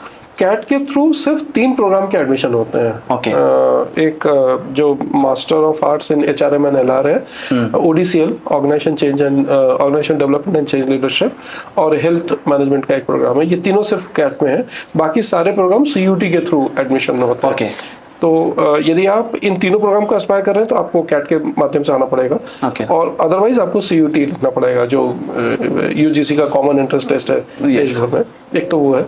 दूसरा, टेस्ट का माहौल थोड़ा अलग है। मैंने पढ़ाई, मतलब we teach management only, but यहाँ पे एक सोसाइटल व्यू है मैनेजमेंट का। इसीलिए रैंडमली आप देखिएगा किसी भी देश की बेहतरीन कंपनी में यदि कोई हेड ऑफ HR हो, ये चांस बहुत ज्यादा है कि हेड ऑफ HR टेस्ट का होगा। अच्छा। हाँ, इसकी संभावना बहुत ज्यादा है। टेस्ट का होगा, नहीं तो XLRI का होगा। ये 2 हैं, और मेरे ख्याल से चांसेस 50-50 हैं शायद, मतलब मुझे जितना जानकारी है। CSR में तो मैंने देखा कि जितने भी हैं वो सब CSR में तो TCN आपको सारे मिलेंगे। गवर्नमेंट में भी बहुत सारे हैं लोग, क्योंकि एक जो सोसाइटल थिंकिंग है वो मेरे ख्याल से टेस्ट का DNA यहाँ पे ज्यादा इनकलकेट वो DNA है टेस्ट का। समाज के प्रति जागरूकता, समाज के प्रति सोच, चाहे वो पॉलिटिकल सोच हो, चाहे इकोनॉमिक सोच हो, वो डिपेंड करता है। टेस्ट में बहुत सारे प्रोग्राम हैं, 50+ प्रोग्राम्स हैं टेस्ट के, और प्रोग्राम हर साल ऊपर घटते बढ़ते रहते हैं। मिनिमम 50 तो हैं। हमारे 4 कैंपस हैं। मुंबई में एक कैंपस है, तुलजापुर में है महाराष्ट्र में, और गुवाहाटी में और हैदराबाद में 4 कैंपस हैं। चारों कैंपस में अलग अलग तरह के प्रोग्राम्स ऑफर करते हैं। कुछ प्रोग्राम कॉमन है, बट अधिकतर प्रोग्राम कॉमन नहीं है। प्रोग्राम्स कैंपस स्पेसिफिक भी है। और तो एडमिशन प्रोसेस सेंट्रलाइज्ड है, लेकिन ये जो 3 प्रोग्राम है जो जिसका आपने जिक्र किया, कैट वाले, ये टिस मुंबई कैंपस में ही है सिर्फ। अच्छा। तो ये तरीका है। तो कैट का प्रोसेस पूरा अलग है, वो एडमिशन का सिस्टम भी अलग है, उसके एडमिशन के सिलेक्शन प्रोसेस भी अलग है, और बाकी का अलग है। सर, सिलेक्शन प्रोसेस पे भी थोड़ा बताएंगे, जो ये कैट वाले हैं जी, कि कट ऑफ नॉर्मली कितना जाता है, अगर एक टेंटेटिव आइडिया दे दे, और क्या selection process, group discussion, personal interview? मुझे इस मोमेंट पे तो याद नहीं है, इट्स डिफिकल्ट, क्योंकि इसी साल कैट में गया था। और कैट की जो पहल थी, वो मैं ही डीन था स्कूल का एक्चुअली। जो हमने ये पहल की थी कि इसको कैट में शामिल किया है, लेकिन उसके पहले मेरा रिटायरमेंट हो गया था, तो प्रोसेस मेरे सामने नहीं हुआ, मेरे रिटायरमेंट के बाद में हुआ।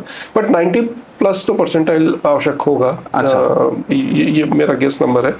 GD इंटरव्यू होता है, जो आमतौर पे IIMS में जो सिलेक्शन प्रोसेस है, लगभग वही है, लगभग वही प्रोसेस है सिलेक्शन का। लेकिन टिस चाहता है कि HR सेंट्रिक, जो HR का प्रोग्राम है, HR सेंट्रिक स्टूडेंट्स चाहता है। Organisation development and change leadership जो प्रोग्राम है, वो बेसिकली चेंज मैनेजमेंट का प्रोग्राम है। तो उसमें 2 साल का एक्सपीरियंस एक्सपेक्टेड होता है, वर्क एक्स जरूरत होता है। और उसमें बेसिकली वहाँ पे जो हमारे पोस्ट ग्रेजुएट्स हैं, वो कंसल्टिंग रोल में जाते हैं, कंसल्टिंग कंपनी में कंसल्टिंग रोल्स में। मोस्टली वो चेंज कंसल्टेंट्स के तौर पे जाते हैं। ओके। सो जो मोस्टली आपने बोला कि सोसाइटल थिंकिंग वहाँ पे ज़्यादा है और उस तरीके के लोग वहाँ पे ज़्यादा एडमिशन लिए जाते हैं, तो क्या इंटरव्यू के टाइम पे या ग्रुप डिस्कशन के टाइम पे भी वो चीज़ें देखी जाती है? स्टूडेंट्स में देखा जाता है, और स्टूडेंट की एकेडमिक कैपेबिलिटी, एकेडमिक्स तो बहुत इम्पोर्टेंट है, वो कैपेबिलिटी, वर्ल्ड के प्रति, दुनिया के प्रति उसका विचार क्या है, कि उसकी सोच क्या है दुनिया के प्रति, सामाजिक व्यवस्था के प्रति, आर्थिक व्यवस्था के प्रति, वगैरह वगैरह। और तीसरा है कम्युनिकेशन, वो बहुत ज़रूरी है, क्योंकि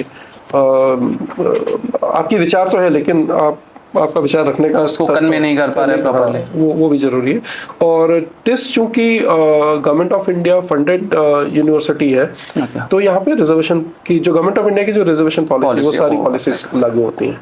ठीक है सर, यहाँ का फीस स्ट्रक्चर कैसा है? क्योंकि हम गांव देहात के लोगों को थोड़ा सा ज़्यादा यहाँ पे फोकस में रखते हैं, तो क्या फीस एक कंसर्न होता है या कैसा रहता है? कुछ सब्सिडी भी मिलता है कैसे? जी हाँ, तो टिस में जो यूजीसी फंडेड प्रोग्राम है जो जो मतलब लंबे समय से चले आ रहे हैं, उनका फीस तो बहुत कम है, क्योंकि वो जो टिपिकल गवर्नमेंट इंस्टीट्यूशन की फ़ी होती है, फ़ी एग्जैक्टली नंबर मुझे अभी मालूम नहीं है, बट फ़ी काफ़ी अफोर्डेबल है। तो मेरे ख्याल से हाँ, लेकिन ओडीसीएल प्रोग्राम है, यूजीसी फंडेड प्रोग्राम नहीं है। तो वहाँ पे फीस थोड़ी सी ज़्यादा होगी, लेकिन मेरा ये मानना है कि आईएम के तुलना में फीस काफ़ी कम है।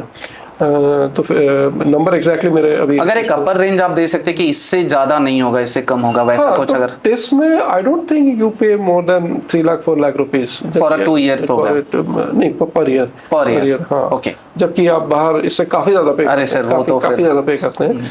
तो एक तो ये है, दूसरा फिर bank loan is not a issue. हाँ, अगर टेस्ट में एडमिशन हो रहा है, टेस्ट में banks are more than happy to give you loan. हमारे काफी स्टूडेंट्स बैंक लोन लेते हैं। मैं एचआर के प्रोग्राम की फीस की बात कर रहा हूँ, और ओडीसीएल प्रोग्राम की फीस ज़्यादा होगी, उसकी ज़्यादा होगी। दूसरा फिर स्कॉलरशिप भी है, इसमें इंटरनल स्कॉलरशिप सिस्टम भी है, जो इकोनॉमिकली वीकर स्टूडेंट्स हैं। तरह तरह की फ्रीशिप है, यदि ये हो सकता है कभी आपको फी वेवर मिल जाता है, कभी आपको हॉस्टल फ्री मिल जाता है, वगैरह वगैरह। तो इंटरनल स्कॉलरशिप भी है, प्लस गवर्नमेंट ऑफ इंडिया की सारी स्कॉलरशिप स्कीम टेस्ट में ऑपरेट करती हैं। हाँ, तो आप जिस भी स्कॉलरशिप के लिए एलिजिबल है गवर्नमेंट के, तो वो आप टेस्ट में एजुकेशन के दौरान ले सकते हैं।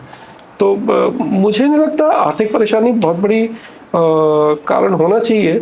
हाँ, लेकिन एक्सेप्शनल केस होते हैं, क्योंकि कई बार ये होता है, लेकिन टेस्ट का सिस्टम बहुत फ्लेक्सिबल है। छात्रों के प्रति जो एडमिनिस्ट्रेशन का व्यू है वो काफ़ी अच्छा व्यू है। तो मुझे नहीं लगता कि स्टूडेंट्स को ज़्यादा परेशानी होनी चाहिए। सर, क्योंकि सोसाइटी पे ज़्यादा फोकस रहता है और बाद में जाकर के, क्योंकि एक तरीके से आप सोशल प्रेन्योर बनाने की कोशिश कर रहे हैं, या तो सोसाइटी में कैसे भी भले वो मल्टीनेशनल में भी जा रहा है, बट वो सोसाइटी या वहाँ के लोगों के बारे में कैसी सोच रखता है। तो ये जब कोर्सेज में बच्चे एडमिशन लेते हैं तो उनको किस तरीके से ये इनकलकेट किया जाता है उनके में? फील्ड वर्क्स, क्या इंडस्ट्री विजिट कराए जाते हैं? कॉलेज में तो पढ़ाई होती ही होगी, बट कैसे उनको वो चीजें उनके अंदर इनकलकेट? यदि आप एचआर के प्रोग्राम की बात कर रहे हैं, क्योंकि टेस्ट के हर प्रोग्राम का फ्लेवर अलग है। अच्छा, हाँ, जो आप एचआर के प्रोग्राम की बात कर रहे हैं, वहाँ पे इंटर्नशिप, कंटिन्यूस इंटर्नशिप है, बहुत सारे फेजेस में इंटर्नशिप है, सिर्फ एक समर इंटर्नशिप नहीं है। There are multiple internships in the industry. तो बहुत सारा इंडस्ट्री एक्सपोजर काफ़ी है, विजिटिंग फैकल्टी भी आते हैं, तो इंडस्ट्री एक्सपोजर तो काफ़ी अच्छा है, आई वुड से। दूसरा ये है कि ये जो क्या बोलेंगे, जो सोशल थिंकिंग आपकी है, उसका एक बहुत बड़ा रीज़न है कि टेस्ट में तरह तरह के प्रोग्राम्स हैं, सिर्फ आपका ही प्रोग्राम नहीं है। मतलब आप तो पूरे टेस्ट के, मुश्किल से एचआर का प्रोग्राम शायद पूरे टेस्ट की पॉपुलेशन का कितना होगा, 10% भी नहीं होगा। अच्छा, बाकी 90% तो दूसरे प्रोग्राम के लोग हैं, दूसरे विचारधारा के, दूसरे थिंकिंग के प्रोग्राम्स हैं। तो नेचुरली आपका हॉस्टल का रूममेट, आप जिसके साथ खाना खा रहे हैं डाइनिंग हॉल में, वो कोई दूसरे प्रोग्राम का है, वो कुछ और पढ़ रहा है, कुछ और देख रहा है, उसकी व्याख्या कुछ और है। तो ये जो पीयर लर्निंग का जो टेस्ट में एनवायरनमेंट, ये काफ़ी स्ट्रांग है एक्चुअली। ये बहुत बड़ी लर्निंग है, क्योंकि बाकी संस्थाओं में क्या होता है कि आपको सारे छात्र आप जैसे ही मिलते हैं। यहाँ पे other than your classmates, no second student is same.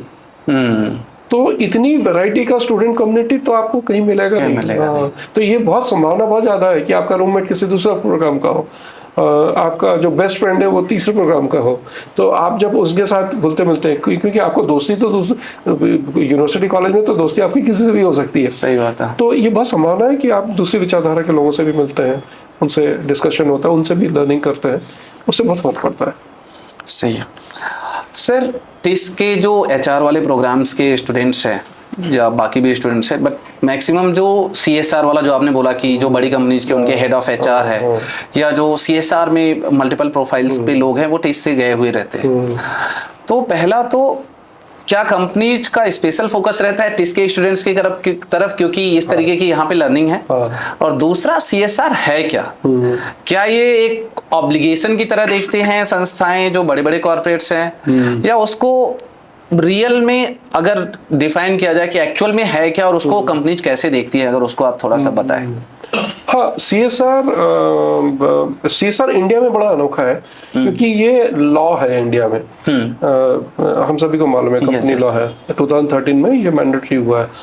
तो सॉरी, तो CSR तो इंडिया में गवर्न होता है लॉ से। The companies are supposed to spend 2% of their profit, net profit on CSR, वो हम सभी को मालूम है। तो एक तो वो है, तो कुछ बहुत सारा काम तो ऑब्लिगेटरी भी है, ये बात सही है, और बहुत सारा काम बहुत सारा काम इसलिए भी है कि CSR को भी एक इनफैक्ट टेस्ट में हमारे यहाँ, मैं सेंटर फॉर सोशल एंटरप्रेन्योरशिप में प्रोफेसर था, हमारे यहाँ एक इनोवेटिव CSR के ऊपर एक एग्जीक्यूटिव प्रोग्राम भी है, जो एग्जैक्टली जो आप कह रहे हैं कि CSR को नए नजरिए से कैसे, नए प्रोग्राम डिजाइन कैसे करना, इनोवेशन कैसे लाना है ना, टेक्नोलॉजी को कैसे इन्फ्यूज करना, ये सब CSR का दायरे में आना चाहिए। तो इस तरह की सोच टिस्ट में आपको मिलेगी। तो टिस्ट में अलग अलग प्रोग्राम के स्टूडेंट्स CSR में जाते हैं, सोशल वर्क के भी जाते हैं, हमारे सोशल एंटरप्रेन्योरशिप के स्टूडेंट्स भी जाते हैं। तो आप देखेंगे कि CSR की भी वैरायटी है। तो ये तो है, लेकिन CSR में एक्चुअली एस्टिमेट्स तो बोलता है कुछ 30,000-40,000 crore fund is available in CSR, जितना भी हो, मतलब it is in few thousand crore actually, मतलब tens of few thousands crore. तो फंड तो काफी है, लेकिन CSR का दृष्टिकोण बदलना बहुत जरूरी है। CSR का काम सिर्फ किताबें बांटना, कंप्यूटर बांटना या एम्बुलेंस बांटने तक सीमित नहीं होना चाहिए। सिलाई मशीन भी कहीं सिलाई, हाँ, क्योंकि क्या हुआ है, CSR का मेजर पर्पस है सोसाइटल चेंज, जिसके लिए आपको ट्रेन मैन पावर चाहिए, आपको इनोवेटिव मैन पावर चाहिए, इनोवेटिव सोच वाले लोग चाहिए, और वहाँ पे सोशल एंटरप्रेन्योर्स भी चाहिए। तो इस तरह के जो स्वरूप है CSR का, वो मुझे लगता है एक नई दिशा है।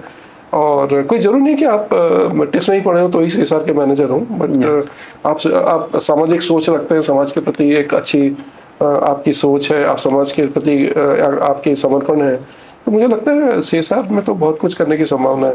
ये बात सही है, अधिकतर CSR प्रोग्राम के हेड्स आपको टेस्ट के मिलेंगे, शायद वो इसलिए कि वो ट्रेनिंग का उनको फायदा मिलता है, और कंपनीज भी चाहती हैं कि CSR के ट्रेंड स्टूडेंट्स मिलें, शायद ये वजह है। सही बात है। एक last question sir, test institute से जुड़ा हुआ, जो स्टार्टिंग में अपना बात हुआ था कि वो बड़ा पैकेज देख करके लोग जाते हैं, तो अगर टेस्ट में कोई एडमिशन ले रहा है तो उसको किस तरीके के एक्सपेक्टेशन के साथ आना चाहिए?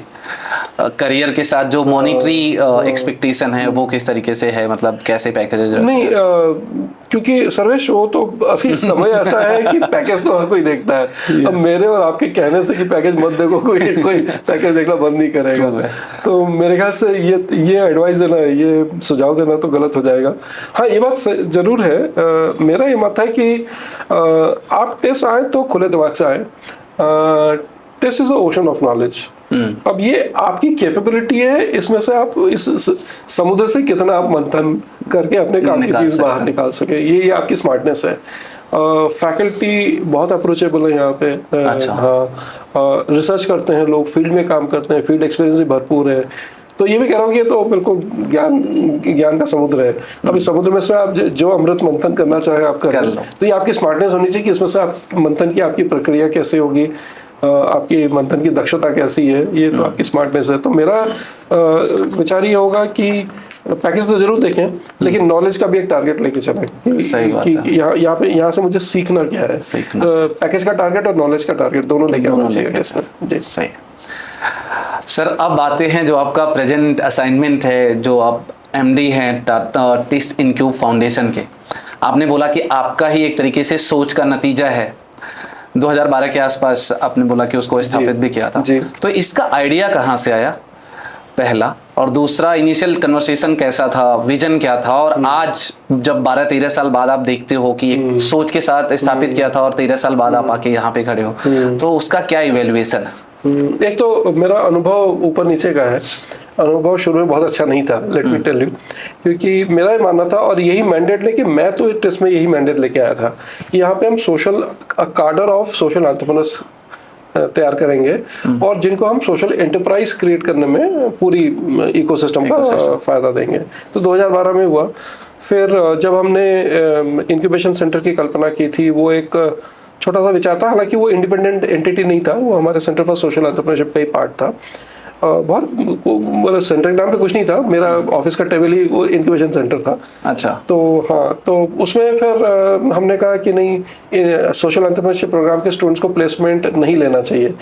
तो एक नो प्लेसमेंट का मैंने थोड़ा सा एक ड्राइव चलाया, जिसपे मुझे मुंह की खानी पड़ी, बहुत बदनामी हुई, इवन मीडिया में भी मेरी बहुत चर्चा हुई थी। यदि आप 2011, 12, 13 के न्यूज़पेपर खंगालेंगे तो आपको मेरे नाम, इवन आप इलेक्ट्रॉनिक मीडिया भी खंगालेंगे तो आपको बहुत सारी मेरे नाम पे गालियां मिलेगी। अच्छा। हाँ, लोगों ने बहुत कुछ बुरा कहा कि ये तो आप तो स्टूडेंट से करियर से खेल रहे हो वगैरह वगैरह, बहुत कुछ हुआ। लेकिन उसी वक्त कुछ मीडिया के साथियों ने, हालांकि ऐसा नहीं था कि मीडिया को खुश करने या नाराज करने के लिए मैं ये कर रहा था, नहीं, इंटेंशन तो सही था। यस। लेकिन somehow media caught this attention कि उन्हें लगा कि नहीं, ये बंदा कुछ हटके बात कर रहा है। तो शुरू में तो बहुत गालियां पड़ी, सीधी सी बात है, बट बाद में लोगों ने कहा नहीं, ये तो बात तो सही है कि सोशल एंटरप्रेन्योरशिप के प्रोग्राम में प्लेसमेंट क्यों होना चाहिए, एंटरप्राइज क्रिएशन की बात होनी चाहिए। और फिर हमने थोड़ा सा एक डीबीएस बैंक के माध्यम से छोटा सा सीड फंड भी हमने लाया, फेलोशिप भी लाई वगैरह वगैरह, काफ़ी एंटरप्राइज भी निकले। तब लोगों का थोड़ा विश्वास बढ़ा कि अच्छा ये हो सकता है। उसके बाद हमको एक स्ट्रक्चरल दिक्कत गई थी, क्योंकि उस वक्त देश में इंक्यूबेशन सेंटर सिर्फ टीबीआई रजिस्टर होते थे, जो डीएसटी में के तहत, डीएसटी की कल्पना है इंक्यूबेशन सेंटर की। कल्पना नहीं, स्ट्रक्चर है टीबीआई, टेक्नोलॉजी बिजनेस इंक्यूबेटर। हम उसमें नहीं आते थे क्योंकि उसकी रिक्वायरमेंट हम फुलफिल करते नहीं थे। तो हमको टीबीआई का स्टेटस आज तक नहीं मिला। अच्छा। हमको अटल इंक्यूबेशन सेंटर का भी स्टेटस नहीं मिला। हमने बहुत कोशिश की, क्योंकि हम किसी की भी परिभाषा में फिट नहीं हो रहे थे। बाद में फिर हमने कहा कि ठीक है, हम किसी के स्ट्रक्चर में फिट नहीं होंगे, लेकिन हम जो कर रहे हैं हम करते रहेंगे। तो फिर सेक्शन 8 कंपनी हमने अभी 3 साल पहले रजिस्टर की, गवर्निंग बोर्ड से हमको अप्रूवल मिला, तो अभी हम कर रहे हैं ये सब काम। तो इंक्यूबेशन सेंटर की कल्पना कोई विजन नहीं था, to be very very honest. सिर्फ ये था कि सोशल एंटरप्राइज खड़े करने हैं जो एंटरप्राइज करें सोसाइटल इम्पैक्ट के लिए, लेकिन सेल्फ सस्टेनिंग हो। हमारा विचार था कि जहाँ तक हो सके सेल्फ सस्टेनिंग होना चाहिए एंटरप्राइजेस को, और सोसाइटी का काम, समाज का काम करते हुए भी आप self dependent, economically self dependent हो सकते हो। तो व्हाट वी से इज कि you can balance all the 3 impacts, social, economic and environmental impact. तो इस विचार के साथ शुरू हुआ। फिर बहुत अच्छा अनुभव रहा। फिर करीब 2017 के आसपास, नहीं या उसके आसपास ही, मतलब मैं ये साल भूल रहा हूँ, भारत सरकार की जो डिपार्टमेंट ऑफ बायोटेक्नोलॉजी है, उसका एक आर्म है जो इन्वेस्टमेंट आर्म है, बायरैक करके। अच्छा। Biotechnology industry research assistance council, जो कि सरकार की सेक्शन 8 कंपनी है जो टेक्नोलॉजी में इन्वेस्ट करती है, टेक्नोलॉजी स्टार्टअप्स में। तो उन्होंने किसी के माध्यम से उन्होंने हमसे कहा कि आप हमारे पार्टनर बनेंगे क्या? अच्छा। हमने ऐसे अच्छी बात और क्या हो सकती है। तो हमने फिर टेक्नोलॉजी के साथ काम करना शुरू किया है। वो हमारा तो वो कभी हमें महसूस हो रही थी कि हमारे पास टेक्नोलॉजी का नैरेटिव नहीं है। तो उसके बाद तो आज तक हम उस प्रोग्राम से जुड़े हुए हैं। तो grass root entrepreneurs, technology solution for societal problem. हमारे बहुत सारे टेक स्टार्टअप्स भी हैं जो एकदम कटिंग एज टेक्नोलॉजी में काम कर रहे हैं। तो बहुत सारे ऐसे केसेस हैं। तो अभी तो अच्छा है, अभी और आगे बहुत कुछ करना बाकी है। अभी नहीं, सही है, कर रहे हैं, लेकिन बहुत कुछ करना जरूरी है, क्योंकि जिसको आप करना चाहते हैं, जो विकसित भारत का सपना है 2047 तक का, वहां पे अगर सोशल एंटरप्राइजेज नहीं आएंगे और वो लास्ट माइल तक डिलीवरी नहीं होगी चीजों की, तो वो शायद से पॉसिबल नहीं। एक्चुअली लास्ट माइल पे बात करना चाहूंगा सर्वेश की, एक बहुत बड़ा समाज का तबका है जो आदिवासी समाज है हमारे देश में, जिसके पास ज्ञान का भंडार है। ज्ञान का भंडार है। सिर्फ उनकी डायलेक्ट, उनकी भाषा हम समझ नहीं पाते हैं, और हमारी भाषा में हम शायद उनको कम्युनिकेट नहीं करते हैं। उनकी प्रथाएं हैं, उनकी प्रथाओं को देख के हम उनको कहते हैं इनकी आदिवासी प्रथाएं हैं। आदिवासी प्रथाएं नहीं है, उसके पीछे भी टेक्नोलॉजी है। तो एक्चुअली आज हम जितना भी सस्टेनेबल डेवलपमेंट की बात करते हैं, आदिवासी समाज को यदि आप बारीकी से देखें, सस्टेनेबल डेवलपमेंट की सारी प्रैक्टिस उनके पास है। सारी प्रैक्टिस उनके पास है। सिर्फ वो अंग्रेजी में नहीं बोल रहे हैं, वो भाषा में नहीं बोल रहे हैं जो शायद जो हम समझ पाए और उसको डिकोड करके कुछ। आदिवासी समाज के साथ मुझे काम करने का मौका मिला। तो टू बी वेरी ऑनेस्ट, मैंने आदिवासी को समाज को समझा, तो मैंने सीखा ज्यादा है, सिखाया कम है। और आदिवासी महिलाओं के साथ भी मैंने काम किया है। तो ये जर्नी बड़ी अच्छी रही। आदिवासी समाज के साथ भी काम किया है मैंने। टेक्नोलॉजी के साथ भी काम किया है। देश के वो लोकेशन जहाँ पे लोग जाने से डरते हैं, कश्मीर 2016 से हम कश्मीर में काम कर रहे हैं। उन दिनों में तो आम मतलब कश्मीर तो आधे दिन बंद ही रहता था, उस वक्त हमने काम शुरू किया है। बीच में दिक्कत हुई है, एक समय गया है जो ठीक नहीं था, बट अभी तो बहुत अच्छा चल रहा है। बस्तर में नक्सली इफेक्टेड एरिया में जहाँ पे लोग कहते हैं कि सेफ नहीं है जाना, वहाँ पे हमने काम किया है, तो अच्छा अनुभव रहा। तो दुनिया के उस कोने में जहाँ पे दूसरे लोग नहीं जाते हैं, हम जाना चाहते हैं। इसलिए हम लोग बम्बई दिल्ली में कम मिलते हैं हम लोग गाँव में ज़्यादा मिलते हैं, और किसानों के प्रति हमारा विशेष लगाव है। एग्रीकल्चर में, कृषि के क्षेत्र में तो बहुत कुछ करना बाकी है, बहुत कुछ करना बाकी है, करेंगे हम लोग। नहीं, सही है सर, लगे हैं और आप बहुत सारे को क्रिएट कर रहे हैं, तो सब लोग जाएंगे। जो स्टार्टिंग में मैं बोल रहा था कि जब तक वहां पे लोग जाएंगे नहीं जी। एक मैं यहाँ पे बैठ करके मल्टी स्टोरी बिल्डिंग में बैठा हूँ और मैं सोच रहा हूँ नहीं, रूरल का आदमी है, उसको ये नहीं, ये डिवाइस चाहिए। बिल्कुल बिल्कुल बिल्कुल। वो कितना ही मैं इमेजिन कर रहा हूँ, जब तक मैं वहां पे नहीं, अगर मैं पला बढ़ा नहीं हूँ तो कम से कम मुझे जाके वहां साल 2 साल देना पड़ेगा, समझना पड़ेगा लोगों के बीच में।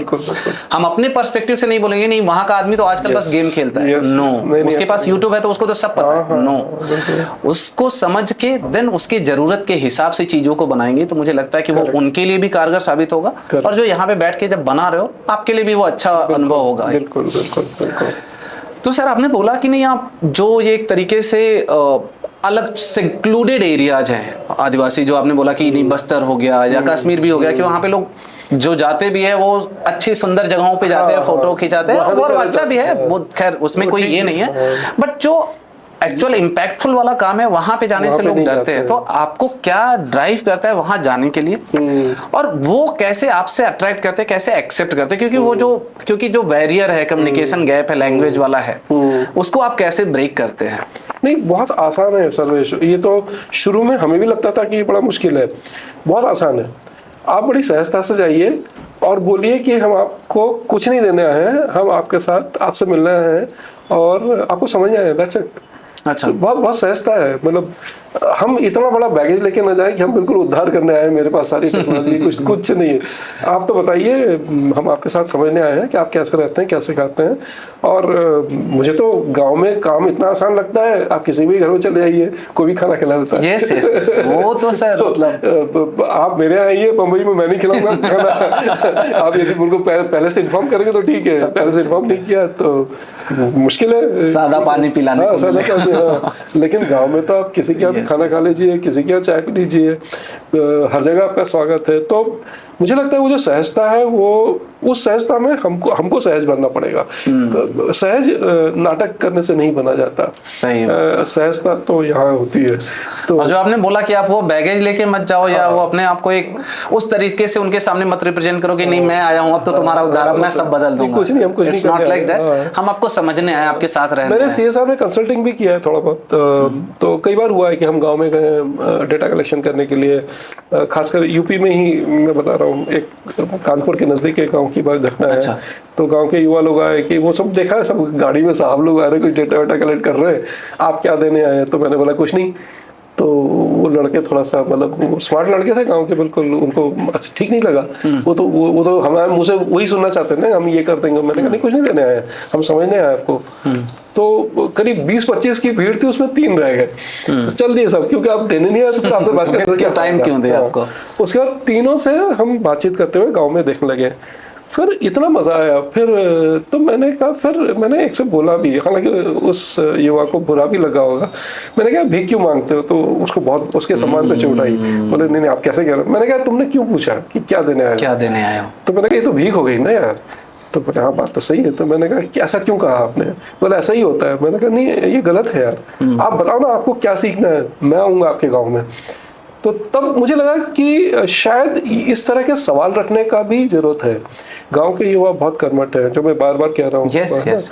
तो शायद हम इस तरह से की बात रखते नहीं। हमने ही उनको दे के कुछ तो भी दे के उनकी आदत बिगाड़ दी है, और उनको आदत बिगाड़ी नहीं है, हमने उनको गलत समझाया है। तो मेरे एक मित्र हैं, काफ़ी नज़दीकी हैं, वो खुद भी ट्राइबल हैं, वो national commission for scheduled tribe के चेयरमैन भी थे एक समय, अच्छा। कुछ समय तक।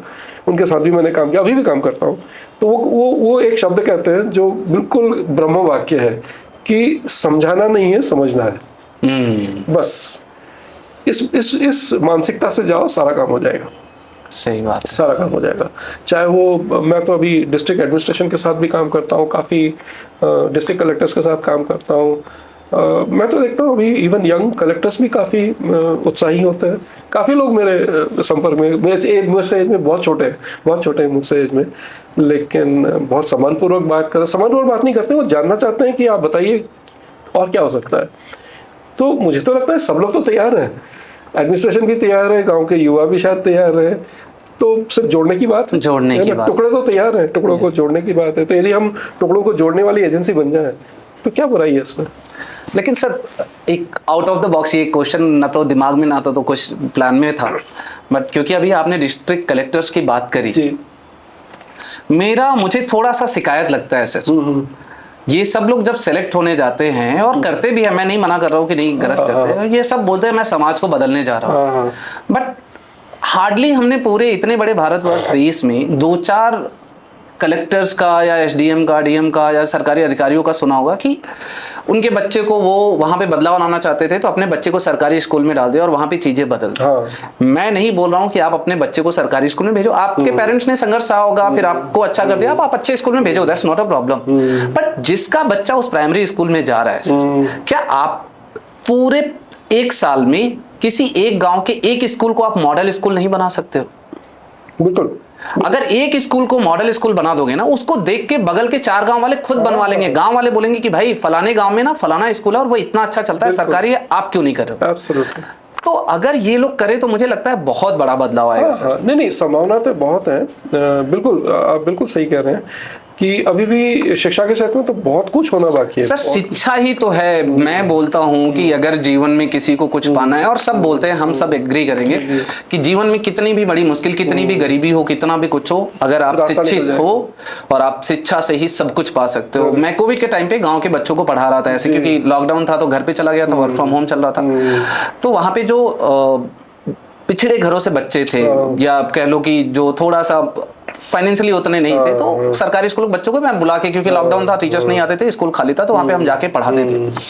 मैं उनको बस यही भरोसा दिलाता था कि बस मेरी एक ही बात मान लो कि तुमको जीवन में जो चीजें चाहिए ना, अगर तुमने 5 साल ढंग से पढ़ाई कर ली तो तुमको कोई नहीं रोक सकता है वो चीज पाने से। तो हम इन बच्चों के भविष्य को पहले 10 सालों में ही खत्म कर देते हैं। जो सरकारी स्कूल का बच्चा है उसको अगर सही से पढ़ाया जाए, वो मेहनत करता है, उसका बाप मेहनत करता है, बच्चा भी मेहनती है, बट उसको सही डायरेक्शन ही नहीं मिल रहा है सर। और ये गैप बढ़ता जा रहा है। डिजिटल के जमाने में मेरे घर पे 4 मोबाइल है, 4 बच्चे हैं, चारों मोबाइल से पढ़ रहे हैं। वहां पे मोबाइल ही नहीं है। हम बोल तो रहे कि सबको मोबाइल दे दिया है, मोबाइल ही नहीं है, वहां पे फीचर फोन है। या घर में 4 बच्चे हैं, क्योंकि वहां पे बच्चे ज्यादा होते हैं, सुविधाएं कम होती है, 4 बच्चों में एक ही मोबाइल है, बट वो भी बाप दिन भर लेकर के फील्ड पे गया हुआ है काम के लिए, वो कैसे पढ़ेंगे? वो तो पीछे होते जा रहे हैं। तो इसके लिए मुझे लगता है वो दरार और बढ़ती जाएगी। कहीं ना कहीं पे गवर्नमेंट को, और खास तौर से ये डिस्ट्रिक्ट कलेक्टर्स को, मेरा किसी को भी ऑफेंड करने का ऐसा कुछ नहीं है, एक रिक्वेस्ट है, दलील है कि अगर ये लोग चाहेंगे तो समाज का बहुत बड़ा तबका बहुत बड़ा इम्पैक्ट क्रिएट कर सकता है। बिल्कुल। नहीं, शिक्षा के क्षेत्र में तो बहुत कुछ होना चाहिए। 2 चीजें हैं जो किसी भी समाज को क्या बोलते हैं, ताकतवर बनाती है। एक प्राइमरी हेल्थ और प्राइमरी एजुकेशन, शिक्षा और स्वास्थ्य। सही बात है। ये 2 हैं जो समाज का निर्माण करती है। दोनों में ही अभी बहुत काम करना बाकी है, लेकिन फॉर्चुनेटली मुझे छत्तीसगढ़ में ये दोनों विषय पे बहुत अच्छा अनुभव है। दोनों ही क्षेत्र में बहुत अच्छा काम हुआ है। मैं ये कह रहा हूँ कि उन्होंने दुनिया बदल दी है, लेकिन एक प्रयास तो जारी है ना सर। एक बड़े तबके ने इस बारे में सोच के बहुत कुछ किया है। उनके जो स्वामी आत्मानंद स्कूल का जो कल्पना है, आप देखिएगा कभी छत्तीसगढ़ में, बेहतरीन स्कूल है, बेहतरीन स्कूल है। हाँ, दंतेवाड़ा में मैंने थोड़ा सा काम किया था, एक हम लोग का छोटा सा असाइनमेंट था। वहाँ पे तो स्कूल देख के मैं दंग हो गया। दंतेवाड़ा जैसी जगह जहाँ पे तो आप अखबारों में हर बस नाम ही सुना है उसको, गलत नाम सुना है। वहाँ पे जाके आप स्कूल देखिए, आपकी आंखें खुल जाएंगी। वहाँ पे एजुकेशन सिटी है दंतेवाड़ा टाउन के। अच्छा, आपको हैरानी होगी, वहाँ पे बच्चों को हॉर्स राइडिंग सिखाया जाता है। ओह, सरकारी स्कूल की बात कर रहा हूँ मैं। तो यदि किसी डिस्ट्रिक्ट में ऐसा हुआ है तो ये तो हो सकता है जो आप कह रहे हो, सही बात। किसी ने तो करके दिखाया है, किसी ने तो करा हाँ, है। हालांकि एक व्यक्ति नहीं, एक लंबे समय तक इस पे काम हुआ है। प्राइमरी हेल्थ सेंटर कुछ रिमोट एरियाज में, मैं तो दंग रह गया, इतना अच्छा काम हुआ है। तो मुझे लगता है कि सीखने के लिए तो बहुत कुछ है। इनफैक्ट छत्तीसगढ़ में हमने, जब हमको डिस्ट्रिक्ट कलेक्टर ने बुलाया जगदलपुर में, बस्तर डिस्ट्रिक्ट में, वही था, डिस्ट्रिक्ट का नाम ऐसा ही है, तो हमने कहा कि इंक्यूबेशन सेंटर सेटअप करेंगे। मैंने कहा, आप करेंगे, ठीक है। तो हमारा एक प्रयोग था, एक्चुअली हम लोगों का खुद का एक प्रयोग था। तो हमने प्रयोग किया कि डिस्ट्रिक्ट लेवल पे स्टेट के साथ मिलकर इंक्यूबेशन सेंटर बनाया जा सकता है। जो मैं कह रहा हूँ, टीबीआई के अलावा भी दूसरे स्ट्रक्चर हो सकते हैं। ओके। तो वो सफल रहा, काफी सफल रहा। इतना सफल रहा कि उसको 2 अवार्ड मिले, नेशनल अवार्ड मिला। अच्छा। उसका जिक्र चीफ मिनिस्टर ने अपने इंडिपेंडेंस डे स्पीच में किया। वाह। खैर वो प्रयोग ठीक हुआ, ठीक नहीं हुआ, प्रयोग सफल था, कंटिन्यूटी में बात आई थी। उसी मॉडल को अभी हमने रेप्लिकेट किया है दुर्ग जिले में। अब हमारे पास फुल फ्लेजेड इंक्यूबेशन सेंटर है जिले में। अच्छा। हाँ, तो मेरा तो ये कहना है कि हमने भी तो एक मॉडल प्रयोग करके दिखाया है। ठीक है, आप सीख लीजिए, आप आ जाइए, हमसे सीख लीजिए, आप भी अपने जिले में करिए, इसमें हमें कोई फीस नहीं चाहिए। ठीक है, तो ये संभव है। डिस्ट्रिक्ट एडमिनिस्ट्रेशन चाहे तो इंक्यूबेशन सेंटर की भी एक कल्पना करके डिस्ट्रिक्ट लेवल पे भी कर सकता है। अभी हम स्कूल कॉलेजेस के साथ कुछ नए प्रयोग करने वाले हैं, वहाँ पे कर ही रहे हैं एक्चुअली। तो हम तो डिस्ट्रिक्ट लेवल पे काम कर रहे हैं, तो ये तो कहीं भी संभव है। यदि छत्तीसगढ़ में संभव है तो कहीं भी संभव है। सर, मैं पूर्वांचल के लिए जरूर आपसे बात करना चाहूंगा, of the line, of the record, कि कैसे पूर्वांचल में कर सकते हैं, क्योंकि मैं समझता हूं कि पूर्वांचल, उत्तर प्रदेश 2 भागों में बटा हुआ है। मैं ऐसा पॉलिटिकली डिवीजन की बात नहीं कर रहा हूं, जो डेवलपमेंट वाइज है। उत्तर प्रदेश में अगर आप देखेंगे तो इकोनॉमी में, अगर एज ए स्टेट देखेंगे तो बहुत बड़ा कंट्रीब्यूशन आज के डेट में उत्तर प्रदेश से आता है, क्योंकि वहां पे नोएडा, गाजियाबाद, मेरठ, कानपुर, लखनऊ जैसे औद्योगिक सिटी बन गए हैं। बिल्कुल। तो अब क्या होता है, वो जैसे होता है ना कि वेस्टर्न कंट्रीज, वो वाली फीलिंग आती है पूर्वांचल वालों की, अच्छा ये तो यूरोप वाले हो गए उधर और हम पिछड़े रह गए। तो वहां पे वो जरूरत है, सरकार को भी जरूरत है, आप जैसे संस्थानों की जरूरत है, हम जैसे लोगों को, वहां के जैसे लोगों को, कि थोड़ा सा आगे बढ़ चढ़ करके सरकारों से मांग करें, आप जैसे संस्थाओं की मदद से आगे बढ़ने की कोशिश करें। तो मैं जरूर आपसे इस पे बात करना चाहूंगा कि कैसे वहां पे हम कुछ अच्छा कर सकते हैं। दूसरा सर, इंक्यूबेशन सेंटर का हमने बात कर लिया। इंक्यूबेशन सेंटर थोड़ा सा टेक्निकल भी लगता है जी, क्योंकि बहुत सारे कॉलेजेस हैं जो अपने इन कैंपस चलाते हैं। गवर्नमेंट भी चलाने लगी है, उत्तर प्रदेश में भी चलते हैं कुछ इंक्यूबेशन सेंटर्स, बहुत सारे कॉलेजेस में। सो खास तौर से जो एक इसका टेक्निकल जो है उसको थोड़ा सा ब्रेक डाउन करें कि इंक्यूबेशन सेंटर क्या चाहती है। सिंपल है, बहुत सिंपल है। इंक्यूबेशन सेंटर का कोर काम है इकोसिस्टम क्रिएट करना, माहौल पैदा करना। ठीक है, ये उसका मेन काम है। उस माहौल पैदा करने के लिए आपको कभी सीड फंड की आवश्यकता पड़ती है, कभी मशीन की आवश्यकता पड़ती है, वो देना पड़ेगा आपको। अच्छा। लेकिन मेरा ये मानना है कि seed fund is not the only thing which they need. Rather शुरू में फंड नहीं देना चाहिए। ये मेरा व्यक्तिगत विचार है, ये कंट्रोवर्शियल है, लेकिन ठीक है, ये मेरा विचार है। एनीवे, तो एक तो ये, दूसरा फिर क्या है कि बेसिकली इंक्यूबेशन सेंटर है क्या। सीधी सी बात है, हमारे सभी घर में छोटे बच्चे होते हैं, जब बच्चा चलना सीखता है, मैं बच्चा गोदी में तब की बात नहीं कर रहा हूँ, तब तो आप उसको गोदी में संभाल लेते हो। अब बच्चा क्रॉलिंग कर रहा है, चलना सीख रहा है, आप क्या करते हो? आप उसको थोड़ा सा सपोर्ट देते हो कि वो गिरे तो संभल जाए। गिरते तो ही बच्चे, ठीक है, वॉकर दे देते हैं, मतलब many things we do, right. Incubation centre का भी वही, आप ऑब्जर्व करते रहते हो कि जब ये चलना सीख रहे हैं ना, तो थोड़ा सा एक सिस्टम सपोर्ट दो, ताकि ये जब तक अपने पैरों पे चल के दौड़ना ना शुरू कर दें, तब तक इनको थोड़ा सा आप माहौल दीजिए, इनको प्रोटेक्शन नहीं, एक सपोर्ट का माहौल, उसमें थोड़ा सा आपको ट्रेनिंग देना पड़ेगा, और भी टेक्नोलॉजी सपोर्ट देना पड़ेगा वगैरह वगैरह, मार्केट एक्सेस में थोड़ा सपोर्ट देना पड़ेगा, जो भी है वो सब देना पड़ेगा। उसके बाद तो ये तो पहला फेज है इंक्यूबेशन सेंटर का। दूसरा फेज है एक्सेलरेशन का। जब आप चलना सीख गए, अब आपको ग्रो करना है, आपको कंपनी बननी है, वहां पे फिर एक दूसरे तरह का सपोर्ट की आवश्यकता पड़ती है। तो इंक्यूबेशन सेंटर जनरली 2 तरह से काम करते हैं, एक तो जो बेसिक सपोर्ट है आइडिया स्टेज वाले, और एक एक्सेलरेशन स्टेज वाले। ये 2 हैं। ये काम कोई भी कर सकता है, कोई भी संस्था कर सकती है, इसमें कोई जरूरी नहीं कि आपको टेक्नोलॉजी टीबीआई ही होना है। होता क्या है कि इंक्यूबेशन सेंटर में हम, आई एम सॉरी, मैं थोड़ा कंट्रोवर्शियल बात फिर कर रहा हूँ, हम लोग इवेंट मोड में रहते हैं। हम बहुत सारा इवेंट कराते रहते हैं। आज हमने स्टार्टअप का इवेंट करा दिया, आज हमने पिचिंग इवेंट करा दिया। इवेंट से कुछ नहीं होता। ठीक है, इवेंट जरूरी है जीवन में, त्योहार जैसा है, लेकिन आप रोज त्योहार ही मनाते रहोगे अपना घर का काम छोड़ के, ये तो भी संभव नहीं है ना। त्योहार तो आप ओकेजन में मनाते हो, ठीक है। तो दिवाली खत्म हो गई, अब काम पे लगना पड़ेगा सीधी सी बात है। तो अब हम जिंदगी भर दिवाली मनाते रहेंगे, ये नहीं चलेगा ना। कई जगह ये होता है, ये सारे दिवाली मनाते रहते हैं, इवेंट मनाते रहते हैं, उससे फायदा किसी का नहीं है। नुकसान पता नहीं है कि नहीं है, बट फायदा किसी का नहीं है। तो थोड़ा सा इंक्यूबेशन की जो सोच है, जो सपोर्ट सिस्टम है, उसको भी बदलने की आवश्यकता है। इंक्यूबेशन को सपोर्ट करने के लिए बहुत सारे लोग तैयार हैं, CSR भी तैयार होना चाहिए। CSR के सामने उस तरह की बात रखी जानी चाहिए कि हम एक CSR का काम तो लोकल इकोनॉमी डेवलप करना भी तो है। तो यदि लोकल एंटरप्रेन्योर डेवलप हो रहे हैं तो क्यों नहीं CSR में उसको सपोर्ट आना चाहिए, तो वो भी संभव।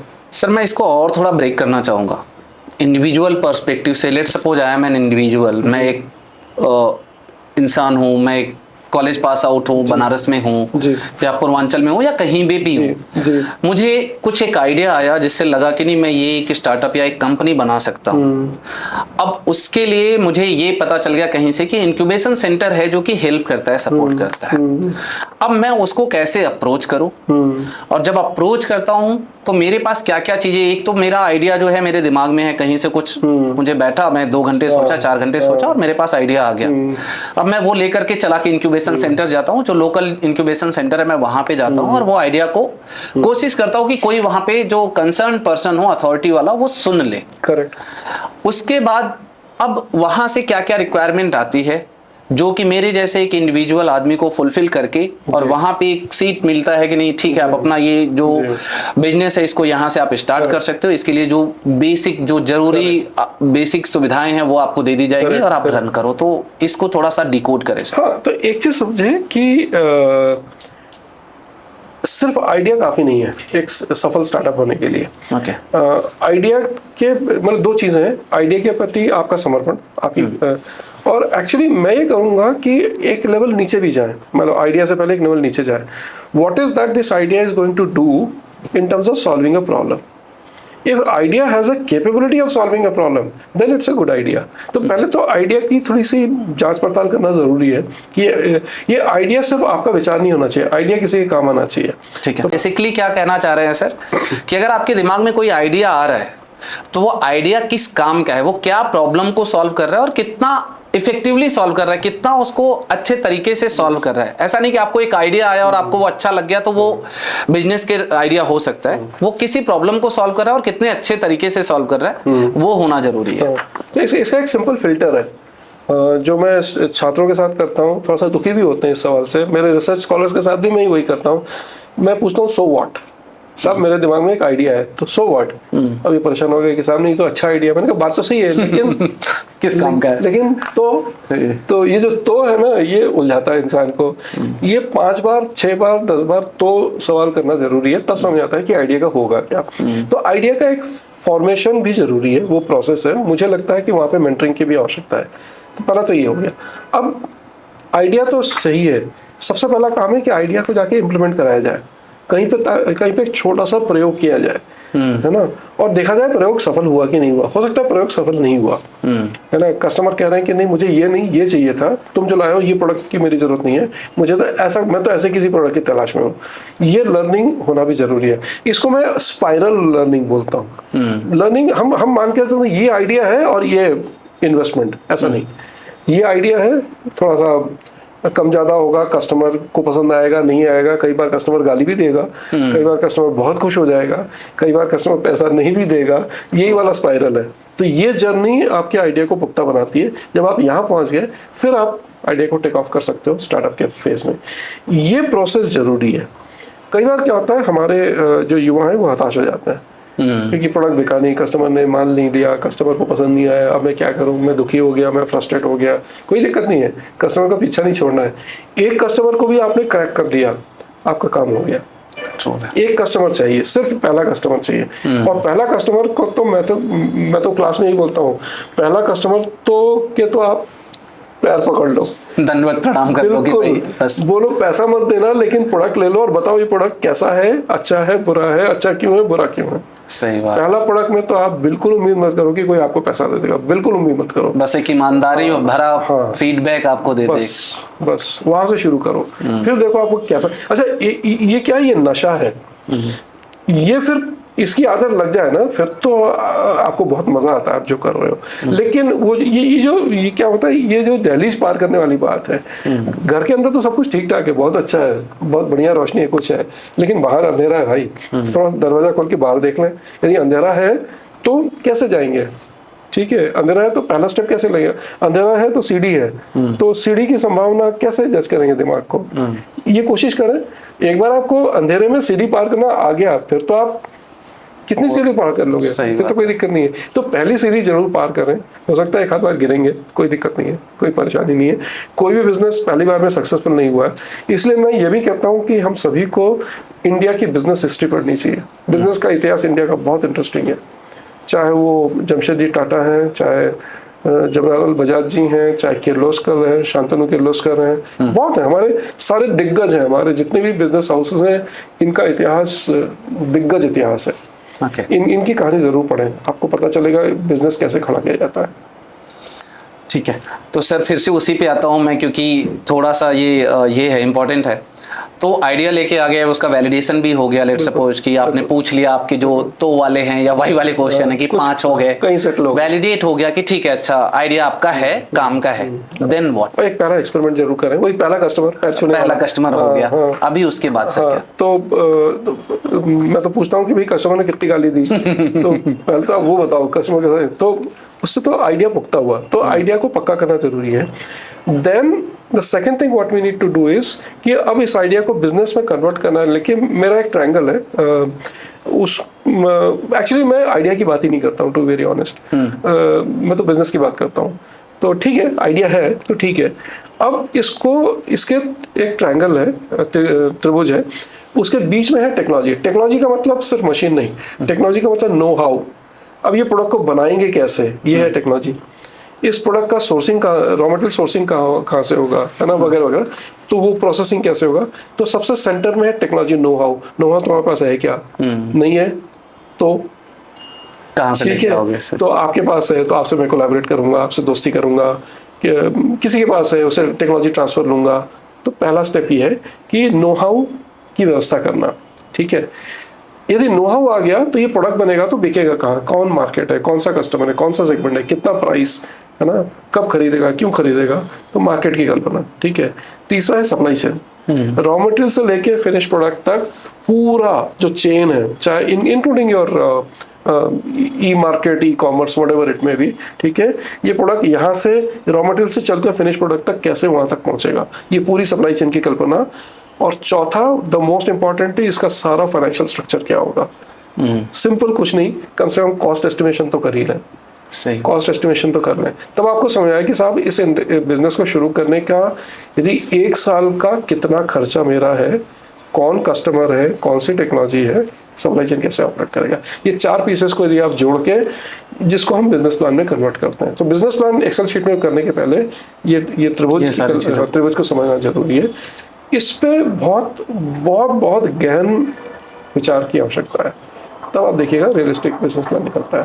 तो फिर ये प्लान बन गया तो फिर आपको समझ आता है कि चलो फंड कहाँ से आएगा, मुझे यहाँ पे इन्वेस्टर चाहिए, यहाँ पे डेट फंड है। शुरू में कोई फंड आपको देगा नहीं, आइडिया पे कोई फंडिंग नहीं होती है, बहुत रेयरली होती है, तो आपको तो पहले अपने घर से ही पैसा लगाना पड़ता है।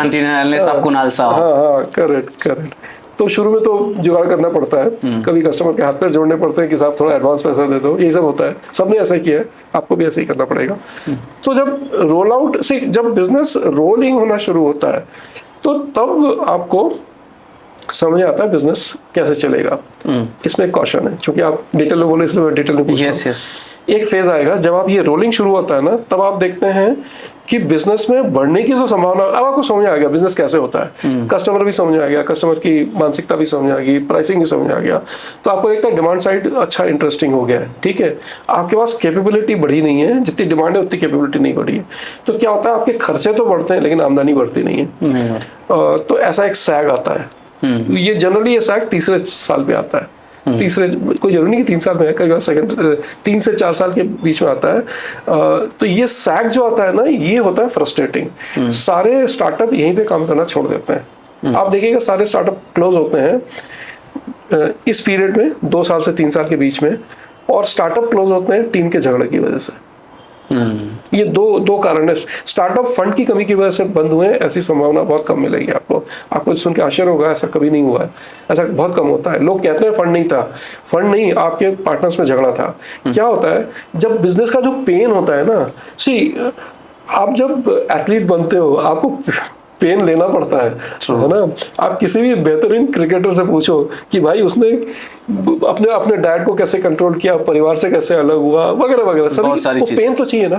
तो पेन झेलने की जो ताकत है ना, जब तक वो टीम आपकी उस मतलब टीम क्या होता है गेन, मतलब बिजनेस अच्छा चल रहा है तो प्रॉफिट तो उसमें सब लोग हकदार हैं, लेकिन लॉस में कोई हकदार नहीं होता है। सही बात है। तो यदि लॉस में जो हकदार हो गए तो फिर ये फेज जल्दी निकल जाता है। झगड़े तभी होते हैं कि साहब मैं क्यों झेलूं, ये तो तुम्हारा आइडिया फिर तो ब्लेम गेम वाला होता है। ये परेशानियां है। ये तैयारी के साथ यदि स्टार्टअप आएंगे, कोई वजह नहीं है कि आप अच्छा ना कर पाए। फिर आपको जैसे ग्रो करना है आप ग्रो करिए। आपको पैन इंडिया कंपनी बननी है, आपको एक्सपोर्ट में जाना है, ये तो आपकी संभावना और आपके विचारों पर निर्भर करता है। आइडिया आ गया, वैलिडेशन हो गया, पहला कस्टमर भी मिल गया, कॉस्ट एस्टिमेशन, जो सारी चीजें हैं। इंक्यूबेशन सेंटर कब, कहाँ, किस स्टेज पे कितना हेल्प करता है? अब होता क्या है कि इंक्यूबेशन का सेंटर का पहला रोल तो वही है कि जब आइडिया को वैलिडेट करवा देना। कुछ इंक्यूबेटर वो भी करते हैं, हम लोग नहीं करते हैं। अच्छा। हम लोग वैलिडेटेड आइडिया के बाद आते हैं। अच्छा। पोस्ट पीओसी जिसको बोलते हैं, प्रूफ ऑफ कॉन्सेप्ट के बाद वाले। okay. तो हम लोग आइडिया स्टेज में काम नहीं करते हैं, but there are incubators who work on idea stage. आप उनके पास जाइए। ठीक है। हमारे पास जब बंदा आता है उसके पास प्रोडक्ट रेडी होना चाहिए, एक कस्टमर रेडी होना चाहिए। अच्छा। हाँ, तो तब फिर हमारे जैसे लोग आते हैं जो एक्सेलरेशन फेज में उसको लेके जाते हैं। ठीक है। यहाँ पे इंक्यूबेशन सेंटर मेंटरिंग देता है, एक्सपर्ट गाइडेंस देता है, टेक्नोलॉजी मेंटरिंग देता है, आपको फिर कनेक्ट करता है तमाम लोगों से, अच्छे सप्लायर से, अच्छे टेक्नोलॉजी से, जो उनके कॉन्टैक्ट से बेसिकली वो यूटिलाइज करते हैं। तो नेटवर्क जो है वो बहुत काम आता है। वहाँ पे इन लोगों की बहुत आवश्यकता है। इंक्यूबेशन सेंटर का मेन काम है इस पूरे माहौल को सजा के रखना और इस माहौल में आपके लिए एक हेल्पिंग का ये करना। जैसे हमारा पहला काम होता है बिजनेस मॉडल को थ्रेश आउट करना, क्योंकि आप जिस तरह से इस बिजनेस को देख रहे हो ये ऐसा बिजनेस होने वाला नहीं है। तो बिजनेस मॉडल को हिला देना, कई बार तो बिजनेस प्लान हम पूरा स्क्रैप करा के नए सिरे से बिजनेस प्लान लिखवाते हैं, क्योंकि ये बिजनेस वायबल ही नहीं है, होगा ही नहीं बिजनेस, ये संभव ही नहीं है। जिसको मैं केस फॉर एंटरप्राइज कहता हूँ। तो केस फॉर एंटरप्राइज पे तो अच्छा खासा झगड़ा होता है, उसके बाद फिर केस फॉर एंटरप्राइज होता है, फिर बिजनेस प्लान होता है। सही बात है। सर जैसा कि मैं जो गांव के या छोटे शहरों के लोग हैं, जो वहाँ के ऑडियंस है, वहाँ पे भी बहुत सारा एस्पिरेशन है और वहाँ के लोग भी कुछ करना चाहते हैं जी।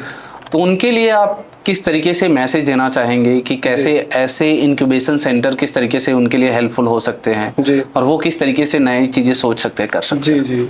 तो पहली बात तो ये है कि जो गांव और शहरों का डिवाइड है, हमें ऐसा लगता है कि शहर बेहतर है, गांव बेहतर नहीं है। ऐसी बात नहीं है। गांव के भी अपने फ़ायदे और नुकसान हैं, शहरों के अपने फ़ायदे और नुकसान हैं।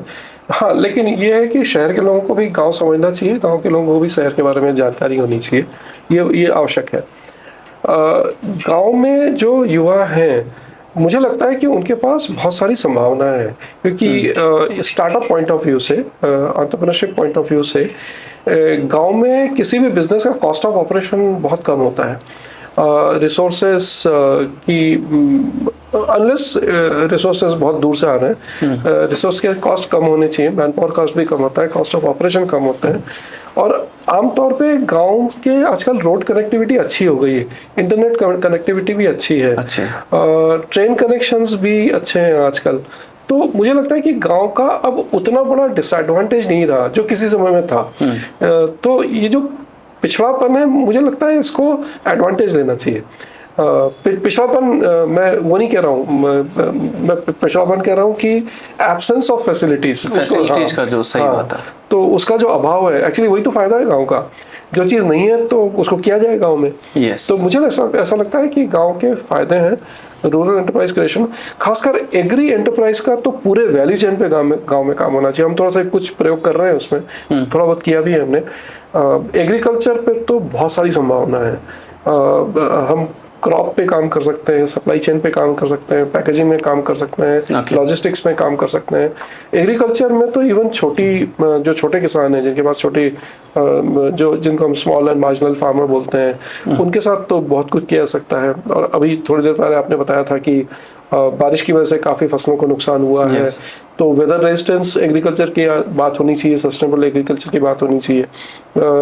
और यदि मानसून लंबा चल गया तो क्या शॉर्ट क्रॉप साइकिल के कुछ क्रॉप्स लाए जा सकते हैं क्या, जो एक्चुअली होना ही चाहिए। खरीफ के सीजन में आपको दूसरी तरह से क्रॉप प्लानिंग करनी पड़ेगी, क्योंकि रबी का या खरीफ का सीजन खराब गया तो रबी के सीजन में आपको शॉर्ट क्रॉप साइकिल के 3-4 क्रॉप निकालनी चाहिए। एक तो वो है। छोटे मोटे प्रयोग हमने भी किए हैं, जहाँ पे हमारे कुछ स्टार्टअप भी है, एग्रीकल्चर स्टार्टअप भी है, बहुत अच्छा काम कर रहे हैं। जैसे जो सॉइल के न्यूट्रिएंट रिस्टोर करने वाली समस्या आती है, तो एटलीस्ट हम फर्टिलाइजर का कंजम्पशन कम कर सकते हैं, कुछ फसलों को उगा के। दालों के शॉर्ट साइकिल क्रॉप लिए जा सकते हैं, जो कि कम पानी में जल्दी हो जाते हैं। भारत में तो दालों का कंजम्पशन इतना होता है, वही तो हमारा कोर सोर्स है प्रोटीन का। में आता है। हाँ, वो तो हमारे स्टेपल में है, तो प्रोटीन का तो मेन सोर्स हमारे यहाँ वहीं पे है। तो क्या हम शॉर्ट क्रॉप साइकिल दालों का ले सकते हैं जब आपका समय कम है लेकिन जमीन थोड़ी सी है, इस तरह के। और उसका पूरा सप्लाई चेन सेटअप किया जा सकता है। आजकल दाल प्रोसेसिंग के तो छोटी छोटी मशीनें आ जाती हैं, पैकेजिंग के छोटी छोटी मशीनें आ जाती हैं। ये सारा काम गांव में हो सकता है, पूरा लॉजिस्टिक्स गांव में हो सकता है। तो मुझे तो लगता है गांव में बहुत सारे एंटरप्राइज की संभावना है, बहुत सारे लोकल कल्चर है, लोकल क्राफ्ट्समैनशिप है, बहुत सारे काम हो सकते हैं। तो ये सब मुझे तो लगता है गांव में, रूरल एरिया में एडवांटेज है, इसका फायदा है। तो इस पे विचार करें तो बहुत कुछ संभव है। सर, क्योंकि आपने बहुत सारे स्टार्टअप्स को सपोर्ट भी किया है थ्रू योर फाउंडेशन, सो कोई ऐसा स्टार्टअप जिसने एक इम्पैक्टफुल काम किया हो छोटे शहरों में, देहात में, अगर उसका नाम लेना बहुत सारे हैं, ऐसे तो काफ़ी सारे हैं जिन्होंने रिमोट लोकेशन पे काम किया है। मैं स्टार्टअप कि मतलब मैं आपको एक अच्छी घटना बताऊंगा जो कि बहुत इंस्पायरिंग है। वो एक व्यक्ति विशेष की नहीं है, जो बंगाल में वेस्ट बर्धमान डिस्ट्रिक्ट में संताल महिलाओं के ग्रुप के साथ हमने एक ग्रुप एंटरप्राइज पे काम किया था। अच्छा। आज से करीब 2-3 साल पहले। बहुत सिंपल था। ये महिलाएं संथाल महिलाएं हैं और ये रहती हैं वो जो दुर्गापुर और आसनसोल, आप जानते हैं, इंडस्ट्रियल बेल्ट नाम है। सुना है। हाँ, तो इसके जो हाशिए पे लोग हैं, मतलब जो इस पेरिफेरी के बाहर के लोग हैं, वो उन पे विकास का कोई असर नहीं हुआ, जो आप थोड़ी देर पहले बता भी रहे थे। तो ये संथाल महिलाएं हैं, बहुत कर्मठ हैं, बहुत मेहनती हैं। इनके हस्बैंड्स मोस्टली डेली वेजेस का काम करते हैं, मतलब कहीं कंस्ट्रक्शन साइट में चले जाएंगे, मजदूरी का काम करते हैं बेसिकली। तो आमदनी होती है, नहीं भी होती है। ये महिलाओं में हुनर है। आप देखिएगा आदिवासी समाज में कोई ना कोई हुनर है, या तो संगीत होगा, या तो कुछ क्राफ्ट्समैनशिप होगी, कुछ ना कुछ होता है इनका। तो ये महिलाएं वहाँ पे एक घास होती है, सवाई ग्रास बोलते हैं, जिसको सुखा के उसके हैंडीक्राफ्ट आइटम बनाती हैं महिलाएं। अच्छा। बहुत सुंदर होते हैं और अब तो खैर काफ़ी प्रचलित हो गया है। तो एक सिंपल हमने प्रयोग किया था उनके साथ, जो कि हमें लगता है बहुत सफल रहा, इसलिए मैं उसकी चर्चा करना चाहूँगा। ये अकेले का एंटरप्राइज नहीं था, ग्रुप एंटरप्राइज था और एक गाँव का ही था। तो वहाँ पे सिंपल था, हमने एक 100 महिलाओं का समूह था। तो हमने कहा कि एक ब्रिटिश काउंसिल का एक छोटा सा प्रोजेक्ट हम कर रहे थे। तो छोटा सा हमने प्रोविजन, वो हमारा प्रोजेक्ट ये था कि हम करिकुलम डेवलपमेंट करेंगे, करिकुलम को डिलीवर करेंगे, जो आप कह रहे हो, इंक्यूबेशन के तौर पे ट्रेनिंग देंगे, स्किल ट्रेनर्स लाएंगे, और हमारे एक एनजीओ पार्टनर है, उनके माध्यम से हम ट्रेनिंग देंगे। थोड़ा बहुत ट्रेनिंग हमने गाँव में जाके साइट पे दिया है, कुछ ट्रेनिंग हमने ऑनलाइन दिया था। तो हमारे एनजीओ पार्टनर लैपटॉप लेके चले जाते थे गांव में, महिलाएं आसपास बैठ जाती थी, और हम लोग, मैं बांग्ला बोलता हूँ लेकिन मेरी बांग्ला उतनी साफ नहीं है, लेकिन मेरे कलीग हैं सुजय, वो हिंदी भी बोलते थे। तो सुजय कुछ बोलते थे, मैं बांग्ला बोलता था, और हमारी जो लोकल एनजीओ पार्टनर है वो जो हमारी बांग्ला का गैप है वो पूरा कर देते थे। तो इस तरह से ट्रेनिंग होता था, बड़ा मजेदार ट्रेनिंग होती थी कि वो एक ही सेंटेंस 3 बार बोला जा रहा है, लेकिन बड़ा इफेक्टिव था, कोई दिक्कत नहीं थी। महिलाएं सवाल भी पूछती थी, हम लोग सवाल जवाब भी देते थे। तो ट्रेनिंग प्रोग्राम 3 महीने करा, उसके बाद स्किल ट्रेनिंग हुई। स्किल उनमें था, स्किल ट्रेनिंग में थोड़ा सा और स्ट्रक्चर लाया हमने, और हमने कहा कि अ पेयर ऑफ 2 वुमन, 2 महिलाओं के बीच में 5,000 रुपीज का हम एक सीड मनी देंगे, इस शर्त के साथ कि ये सीड फंड आपको वापस लौटाना है। ये डोनेशन नहीं है आपको, ये सीड ग्रांट है, लेकिन आपको वापस करना है। और वापस ऐसे करना है कि ये पैसा हमको वापस नहीं चाहिए, ये फंड आपके समूह के पास ही रहेगा, जो आपका रिवॉल्विंग फंड हो जाएगा। आने वाले समय में इस फंड का इस्तेमाल करते हुए आप ग्रो करोगे। तो पहले तो उनको समझ नहीं आया कि साहब दे भी रहे हो मांग भी रहे हो। मैंने कहा हाँ, दे भी रहे हैं मांग भी रहे हैं, लेकिन 0 इंटरेस्ट पे दे रहे हैं। तो लोन लेने की थोड़ी सी आदत पड़ी, वरना क्या लोन लेने से लोग कतराते हैं। अब ऐसे तो लोन मिलता भी नहीं है, और मिलता भी है तो कतराते हैं कि साहब वो 18% भी। मैंने तो 60% पर एनम के लोन देखे हैं आदिवासी समाज में। बाद में मेरे को पता चला 100% के भी लोन्स हैं, 100 रुपए पे 100 रुपए का इंटरेस्ट। मतलब सर आदिवासी समाज में नहीं है, ये पूर्वांचल में अच्छा खासा बिजनेस है, अच्छा खासा बिजनेस है, जहाँ पे कि मंथली का 10% के हिसाब से चार्ज करते हैं और लोग देते हैं लोग। तो 60% तो मैं तो बिल्कुल आसमान से गिरा था। बाद में लोगों ने बोला साहब 60% तो नॉर्मल है, इसके आगे के रेट सुन के तो आप बिल्कुल आप जो कह रहे हो एग्जैक्टली वही बात है, हैरानी होगी। सर आपने देश में भी स्टूडेंट्स के साथ और एंटरप्रेन्योर्स के साथ काम किया है, विदेशों में भी आप जाते रहते हैं, वहाँ के भी एंटरप्रेन्योर से मिलते हैं, टीचर से मिलते हैं, स्टूडेंट से मिलते हैं। तो आपको क्या एक फ़र्क दिखता है जो पॉजिटिव साइड है इंडिया में, और क्या एक फ़र्क दिखता है जो नेगेटिव साइड है जहाँ पे इम्प्रूवमेंट का ज़रूरत है? मुझे लगता है पहली बात तो ये कि एंटरप्रेन्योरशिप का इकोसिस्टम अलग अलग है, हर देश में अलग अलग है, और हर रीजन ने इसको अपने ढंग से देखा है, नेचुरल भी है। लेकिन सपोर्ट में फ़र्क है, हमारे यहाँ भी मुझे लगता है हमारे यहाँ सोशल एंटरप्रेन्योरशिप ज़्यादा इवॉल्व है। हमारे यहाँ बहुत यूनिक मॉडल सोशल एंटरप्राइज में देखते हैं, जो कि बहुत अच्छा काम कर रहे हैं। सोशल एंटरप्राइज दूसरे देशों में खासकर मैं यदि वेस्टर्न कंट्रीज़ की बात करूं, यूरोप की बात करूं या अमेरिका की बात करूं, तो वहाँ पे social enterprise total independent financial model में काम करें, ये थोड़ा संभावना कम है। लेकिन यही सोशल एंटरप्राइज जब उनके देश के बाहर काम करते हैं, अफ्रीका में काम करते हैं, वो लोग बहुत क्या बोलेंगे, बहुत ठोस बिजनेस मॉडल के साथ काम करते हैं। इसका मतलब ये है कि ये जो मार्केट है जिसको हम so called under developed countries कहते हैं, लैटिन अमेरिका हो गया, एशिया होगा, आवर पार्ट ऑफ एशिया, ये जो एशियन कंट्रीज है, यहाँ पे एक्चुअली यूनिक बिजनेस मॉडल की संभावना है, चाहे हम क्रिएट करें चाहे बाहर का व्यक्ति क्रिएट करे। तो मॉडल्स अलग हैं, पहली बात तो ये है। दूसरी बात है टेक्नोलॉजी इन्फ्यूजन हमारे यहाँ थोड़ा सा अलग ढंग से होता है। हमारे यहाँ की इकोसिस्टम अच्छे हैं, खासकर बायोटेक्नोलॉजी, जिसमें मतलब मैं काफ़ी काम किया हूँ बायोटेक्नोलॉजी में। काम तो जो भी किया है, मतलब मैं समझता हूँ बायोटेक्नोलॉजी का इकोसिस्टम काफ़ी इवॉल्व है हमारे देश में, जो दूसरे देशों में नहीं है। अच्छा। हमारे यहाँ बायोटेक्नोलॉजी में भरपूर काम हुआ है। दूसरा, अभी जो एक परिस्थिति बनी है पिछले 10-15 सालों में, जहाँ पे हर डिसिप्लिन स्टार्टअप को देख रहा है, स्पेस एक स्टार्टअप इकोसिस्टम को देख रहा है, एग्रीकल्चर तो है ही, बायोटेक्नोलॉजी तो पहले से ही है, एग्रीकल्चर में तरह तरह के प्रयोग हुए हैं, टेक्सटाइल एक नए नज़र से देख रहा है। तो हमारे यहाँ सेक्टोरल फोकस भी अब इवॉल्व होना शुरू हो गया है। तो ये फ़र्क है जो कि दूसरे देशों में नहीं है। वहाँ पे सेक्टोरल फोकस जनरली इतने शार्प नहीं जितने हमारे यहाँ है। अच्छा।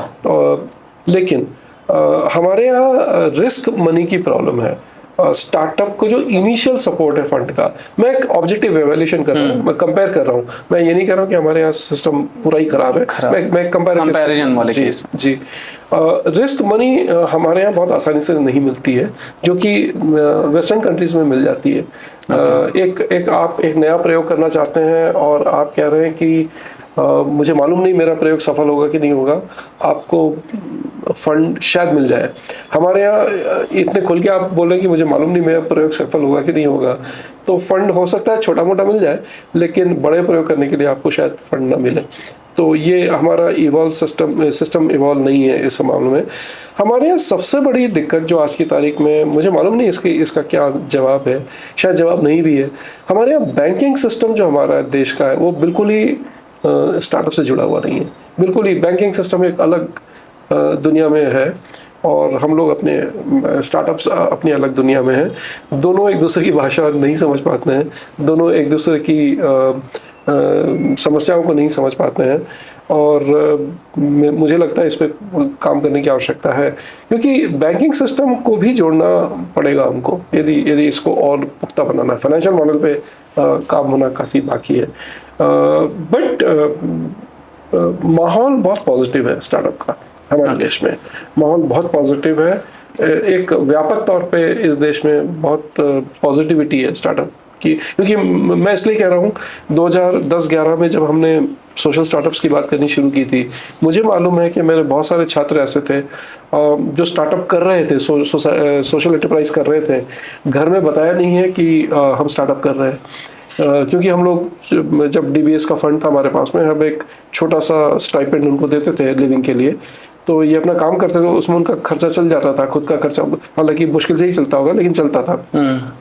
घर में बता देते हैं कि हमारे एक सत्यजीत सर है, उनके एक प्रोजेक्ट में हम काम करते हैं, झूठ बोलते थे, क्योंकि यदि घर में बता दिया कि हमारा स्टार्टअप है तो परेशानी हो जाएगी। तो हमारे यहाँ समाज का जो आउटलुक था, दृष्टिकोण था, बहुत मुश्किल था एक्चुअली। घर के लोग नहीं सपोर्ट करते हैं, बाहर के लोग क्या करेंगे। अंतपन को सबसे पहले घर का सपोर्ट चाहिए, सबसे पहले घर का सपोर्ट चाहिए, जो बिल्कुल ग्रॉस लेवल है।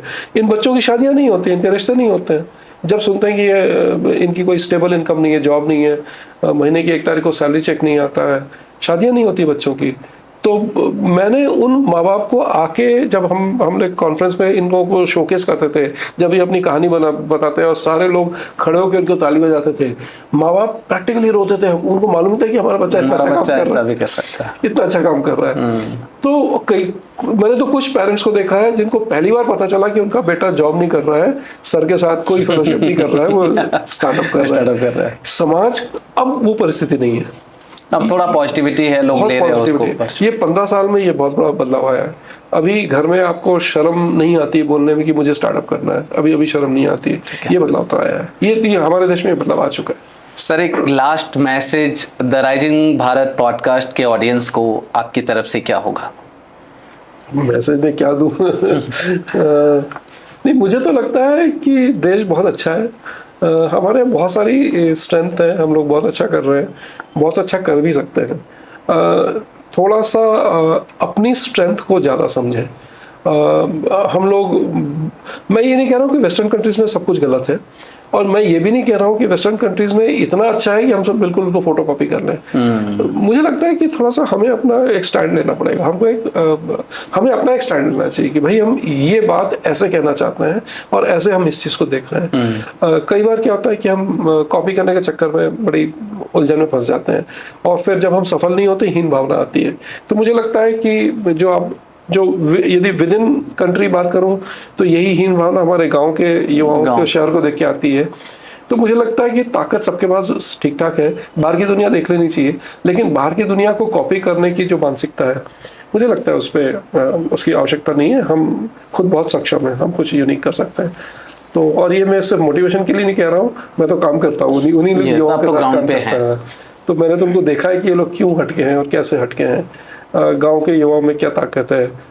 तो ये तो संभव है, मैंने देखा है, मैंने तो उनके साथ काम किया है। तो मुझे लगता है बस ये समझ लें, बाकी सब ठीक है, अच्छा है, भविष्य बहुत अच्छा है। और इस देश के युवाओं को मैं मैसेज देना चाहता हूँ, बिल्कुल चिंता न करें,